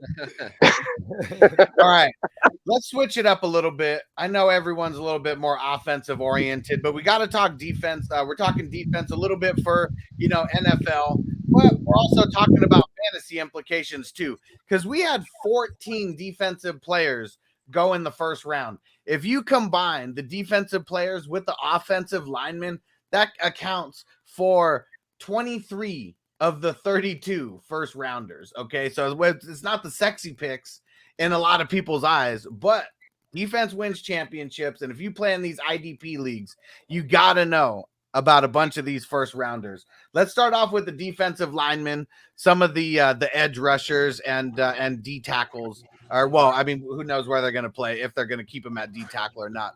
But Trayvon Walker going number 1 overall to the Jags. Aiden Hutchinson, number 2 overall to the Lions. 3 of the top 5 picks were edge rushers. Kelvin Thibodeau going number 5 to the Giants. Jermaine Johnson dropped all the way to number 26 to the Jets. And then George Karlaftis going to the Chiefs at number 30. And then the D tackles or the D linemen, wherever they, decide to put them, if they keep them interior. Jordan Davis going to the Eagles, and then Devontae Wyatt going to the Packers. The craziest thing that I heard is the biggest difference between Trayvon Walker and Aiden Hutchinson was the difference in Walker's arm length versus Hutchinson's arm length. He has 37-inch arms, bro. 37 is it 35? He's a physical freak. I think Hutchinson's motor though, bro. Hutchinson was just so much more productive in college. I know you can't use college stats as the end all, but man, he had double the amount of sacks as Walker. Trent Baalke. See, here's the thing. I remember when they were obsessing over Aldon Smith's arm length. You know what I mean? Because during that time in 2009, 10-ish, that was when the game was changing with the DNs were like more taller and lengthier. You know what I mean? That was the thing now. You know what I'm saying? That's his prototype that he likes. So, and I think he has like the longest arms ever recorded ever in the NFL. Oh, it's ridiculous. But that's like the thing, though. It's like the Al Davis knuckles are dragging on the floor when he walks. Is that what you're saying? Yeah. The reason another thing I don't like about it is because it's like, at the end of the day, it's like, it doesn't matter like how, like if you, I care about production. If you have the big long arms, if you flailing around, not getting to the quarterback, it's like, well then fuck, who cares? I want the guy with the motor, the beast, bro, and that's Aiden Hutchinson. That's the one I'm targeting in these IDP leagues. I think he's going to get double-digit sacks right out the chute. He's going to bring a new life into the Lions. The hometown yeah. hero. That's the hometown hero vibe. Yeah, kind of like Burrow with the Bengals. I think Hutchinson's going to bring that same energy to the Lions defense. That unit's going to be a lot better because of him. I bet you him and Dan Campbell, they duke it out. Look, Hutchinson reminds me of J.J. Watt. I don't know what it is about him, but he just really does, man. Yeah, he's just like the build, the motor, like you said, the motor. It's the motor. I guess that's what it is. The work ethic and the motor. He doesn't take plays off. He's 100% from whistle to whistle. Those are guys that make an impact. It doesn't even matter if they're really great or if their metrics or their measurements or whatever. The guys that have the motor always outbeat the other guys that don't. Because guess what? In the fourth quarter, they got a little bit of that extra juice. And that's when those big sacks, a tipped pass, it turns into an interception. Those things are game changers. And that's what Aiden Hutchinson is. Game changer. Yeah, Aiden Hutchinson for IDP is number 1 for me. Thibodeau's number 2. I got Jermaine Johnson for IDP a little bit higher than Walker, just because I feel like because over there, the system that they're going to be running a little bit is going to be getting to the quarterback a little bit better. And, I'm not sold on Walker going that high the way he did. Especially, number 1 overall. I'm just he's Trent Baalke, man. He just likes that type. That's it. I'm looking at my player stats from the Texans in the SEC, and then I'm just seeing linemen beating Walker. Our receivers, our running backs beating Walker when they play against them. So it's like, well, I'm okay with that. That's cool. Those other guys are on my team. Yep. I'm going to leave. I got a shake here, fellas. Appreciate y'all having me. I'm just going to leave it as Chris Olave is a beast. Aiden Hutchinson's a beast. Texans did well, so this rookie class is going to be huge, y'all. It's going to be a lot of fun. But a lot of teams get y'all did very next. well. Hell yeah. I love the Saints draft as well. I think they did good. Later, Spence. Yeah. Peace out, guru. So, I mean, if you're in an IDP league, especially in a hustler league, I mean, all these guys are going to get drafted. The question is always where. I don't think any of these IDP guys go in the first round. There's always going to be someone in the mid to late second round who's going to crack it off with an Aiden Hutchinson. Maybe Aiden Hutchinson goes. I mean, one of my homies, Zoo Crew, what up, bro? I mean, I'm sure he's all over Aiden Hutchinson's nuts right now. Yeah, I think like mid second to like early third round is usually when you see somebody be like, you know what, this is an IDP league. Give me the best player, you know, that I think is, you know, the guy who's going to make a huge impact. And you're right, Hutch, that's when they, you know, the players make their moves. If you have a pick in that range. Good in the run game. I want to emphasize this because one thing I worry about with pass rushers is if you're on a bad team like Detroit, you know, you're going to have to, you're not sending that.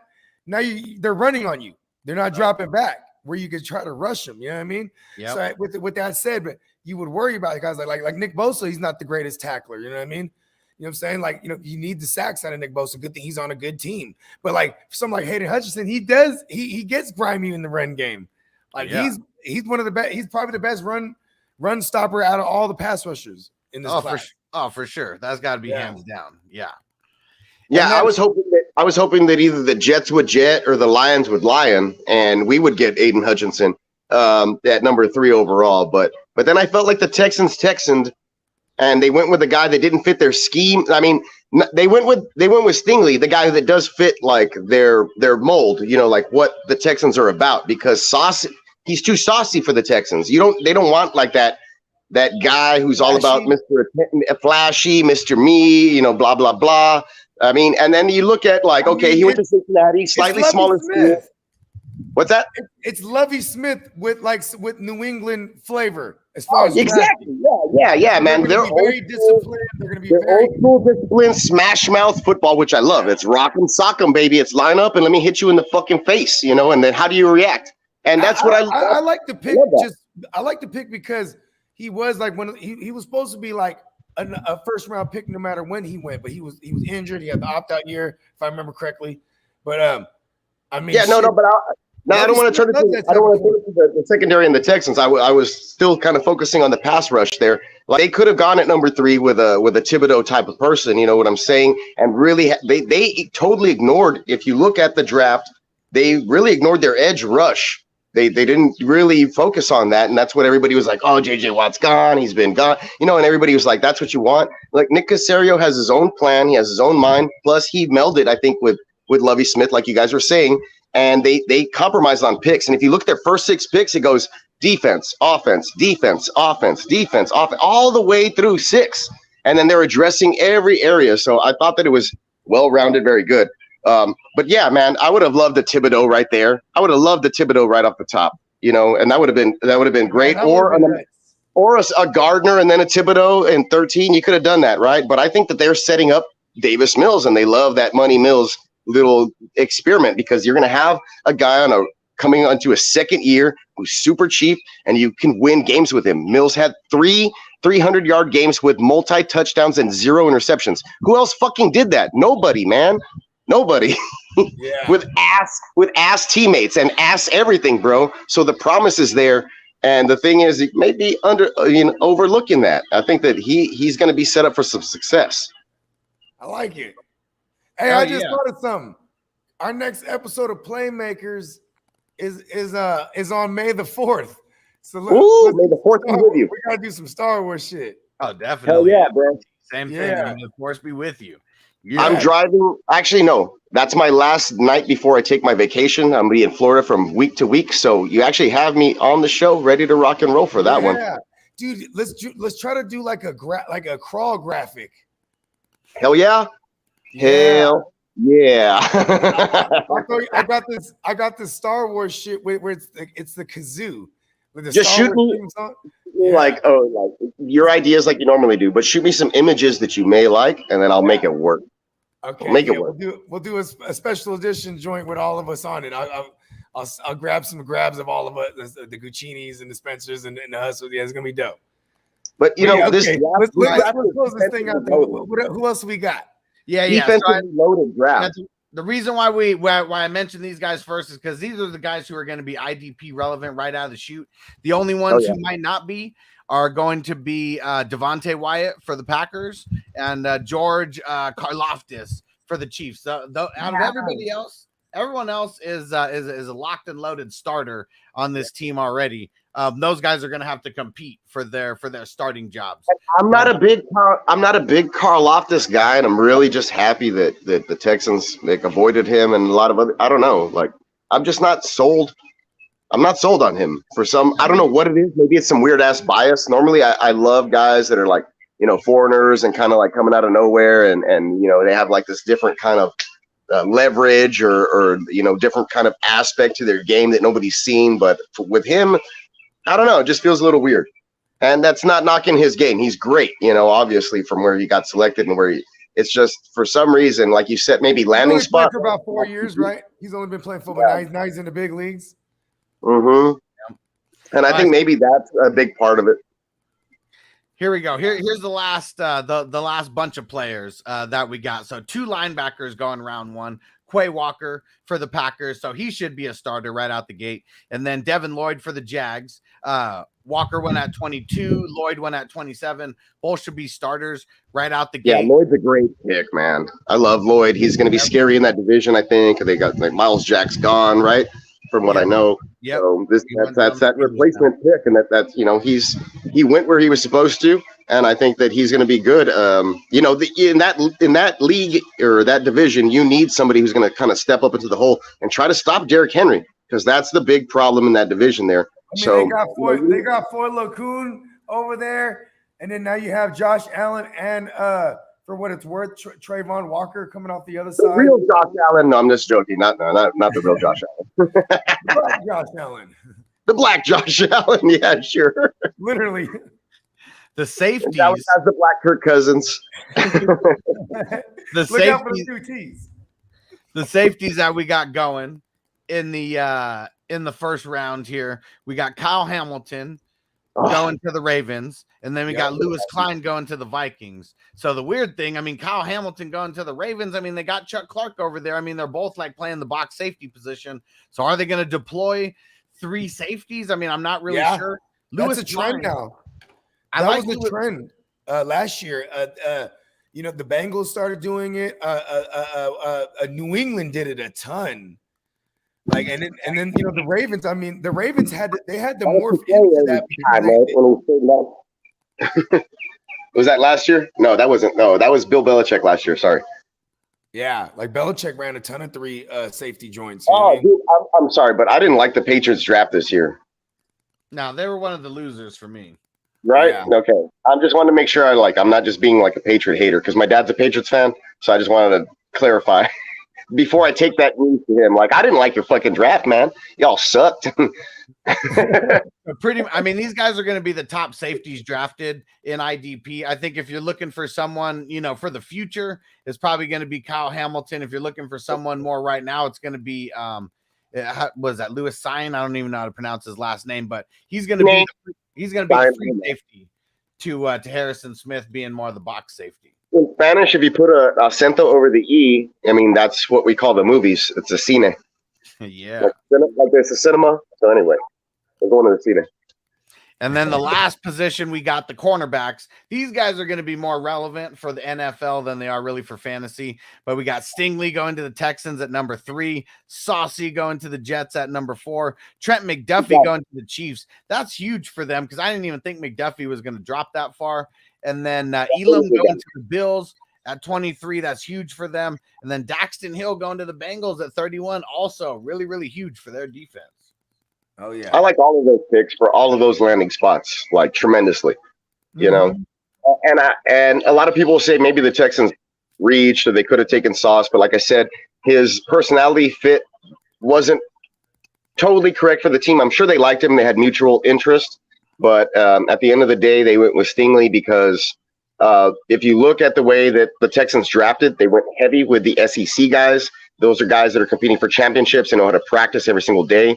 And then if you take it even a step further and you look at how they were highly recruited out of high school, then Caserio went after those guys as well. So these are guys that they've been good their entire life, like from an early age, and they may have dropped off or lost a little bit of luster because of either injury or situation or other players shining around them, but they're from top-notch schools. And so he was like, I'm going to pick from the cream of the crop, and whatever falls through the cracks, I feel like that's what. Yeah, he's a great GM, man. I mean, look, he had nothing to work with. He had his first third-round pick was last year in Davis Mills. That guy was graded as a first-rounder in a draft like, this year. So I feel like he's taking value, and people are, may look at it as a reach or maybe, not doing the best and taking the, the superstar players, but he took the guys that fit what works for them. And I really love that Derek Stingley pick. A lot of people would have Sauce Gardner ahead of that. But, I mean, he was like, as a true freshman, number one in the country. Then it was COVID year. Then it was the Liz Frank foot injury. But he's fully healthy. He should be really good to go. As long as that doesn't hinder him, I see him being a shutdown corner in the NFL for years and years to come. I mean, and that's not a knock on Sauce. He could be the same kind of guy. But the thing is, like, with attitude, can take you to the top. Sauce is in New York. To the bottom. As long as he's in New York, he's gonna be so famous in New York. Like, he's gonna be box office. Yeah. Hell yeah. Yeah. So let him do that. That's probably, but he didn't look super excited to be a Jet. But I'm just saying, like, maybe that personality. When he was there, like, there was two ways that he could have went. He went the other way. I was like, man, fuck the Jets. I'm out of here. And then someone was like, oh, man, you got to go back to the stage. He's like, all right. And then he turned around. He tried to dip. I was like, look, man, at least my man, my man here, the number one overall pick, Sting, he was at home with his family, like doing it, the way that the Texans, that's their like family people from the area. It's not too far of a fucking, he was in Louisiana, it's like right there. They have a good connection. They have a better connection than Dallas, trust me. So, we're looking to Louisiana for guys like that. He has a big admiration for dudes like Tyrann Mathieu. He basically wore the same freaking suit to arrive in Houston. Go look at that. I think I might have retweeted it, but they wore the exact same suit. He wants to model his career after the Honey Badger, and he comes down and he can play aggressive. And I think that he's hungry to show people that. And I think the Texans kind of did that with their drafts. They want guys that want to play for the Texans and want to show people. Like a butterfly, sting like a bee. I love it. The Stingley, man. I love Stingley. I love the pick. I do. I really do. I was shocked with the O-lineman pick, but that's for another podcast. All right. And on that note, let's get the hell up out of here. Peacock, let them know where to find you on the way out. Me on peacock.threadless.com. I got my nickname Hall of Fame collaboration going on with the GMM network. Man, right there, Bogard. Supplying all the great isms. We're throwing those things on t-shirts. We got Win Ugly with Handsome Jimmy. We have Jerry Has a Little CD Lamb going on. We got Kirk Prescott for the Dallas Cowboys because he is the black cousin. I mean, you can go find some of those cool those designs. You can throw them on stickers, koozies, t-shirts. I run sales all the time. So much appreciation to Bogart with this little collaboration we're running right now. But go ahead and check out that website. And that is what I'm mainly focused on right now. So y'all go check that out. Yeah, and we're not done yet. We got a whole bunch more coming. Oh, I got something to do every day. Yeah. And check us out. Definitely check us out for FNT this Wednesday. And then the Playmakers, May the 4th be with you edition, episode 4, whatever it is. We're going to start in the future because that's how Star Wars does it. You know what I mean? My Schwartz is bigger than, or your Schwartz is bigger than mine. Hey, we're going in on the Star Wars joint. We're going ham. We're going ham. Yeah. Bill Belichick in full, Sith mode. It's gonna happen. Oh, we're doing all kind of mashups. More power. Get ready because we got some rookie rankings coming for offense. We got some rookie rankings coming for defense. And yeah, we got a bunch of things. FNT on Wednesday, as usual. Debate show is going to be starting up here real soon, so get ready for that. And what else do we got? And then bringing you all the best shit, man. You were live at the fucking draft. Thank you for that coverage. Hustler, fucking doing it in his new home city. Shit, man. Go visit you very soon. I want to have a smoke session where we just talk about that kind of stuff of what happened, like Yeah. All the behind the scenes debrief. Yeah, pictures with Todd Gurley, I saw it all, man. And thank you for that insight. I felt like I was there. It was great because I have a timeshare in Vegas and I didn't get to make it out. It's just too busy with the kids for me. It was crazy. And then I'm going to Florida next week. So they said 1 million people came into Vegas over the 3-day draft span. So yeah, it was insane. Definitely, like everybody I knew on my Instagram, they were like, "We're in Vegas," and I was like, "Nobody fucking invited me." But all right. My lady would never sign my permission slip to go these days. Well, not at this moment, but it'll happen. Yeah. All right, we're out. We'll see you guys later. Peace. As I make my way, the fact I'm still alive, my claim to fame. It's no surprise I'm on a rise, finna stake my claim. Separate me from the others, cause we ain't the same. Ask my brothers from another, we ain't for play. Time is money, so we got no time to waste. Soon as this thing's moving, it can't be stopped. Blue bands in my pocket, call that juggernaut. In the world today takes everything you've got. Taking a break from all your worries sure would help a lot.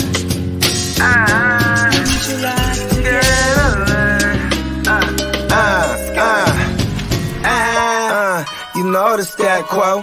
Finna get a bag, bustin' down that blow out of East Side.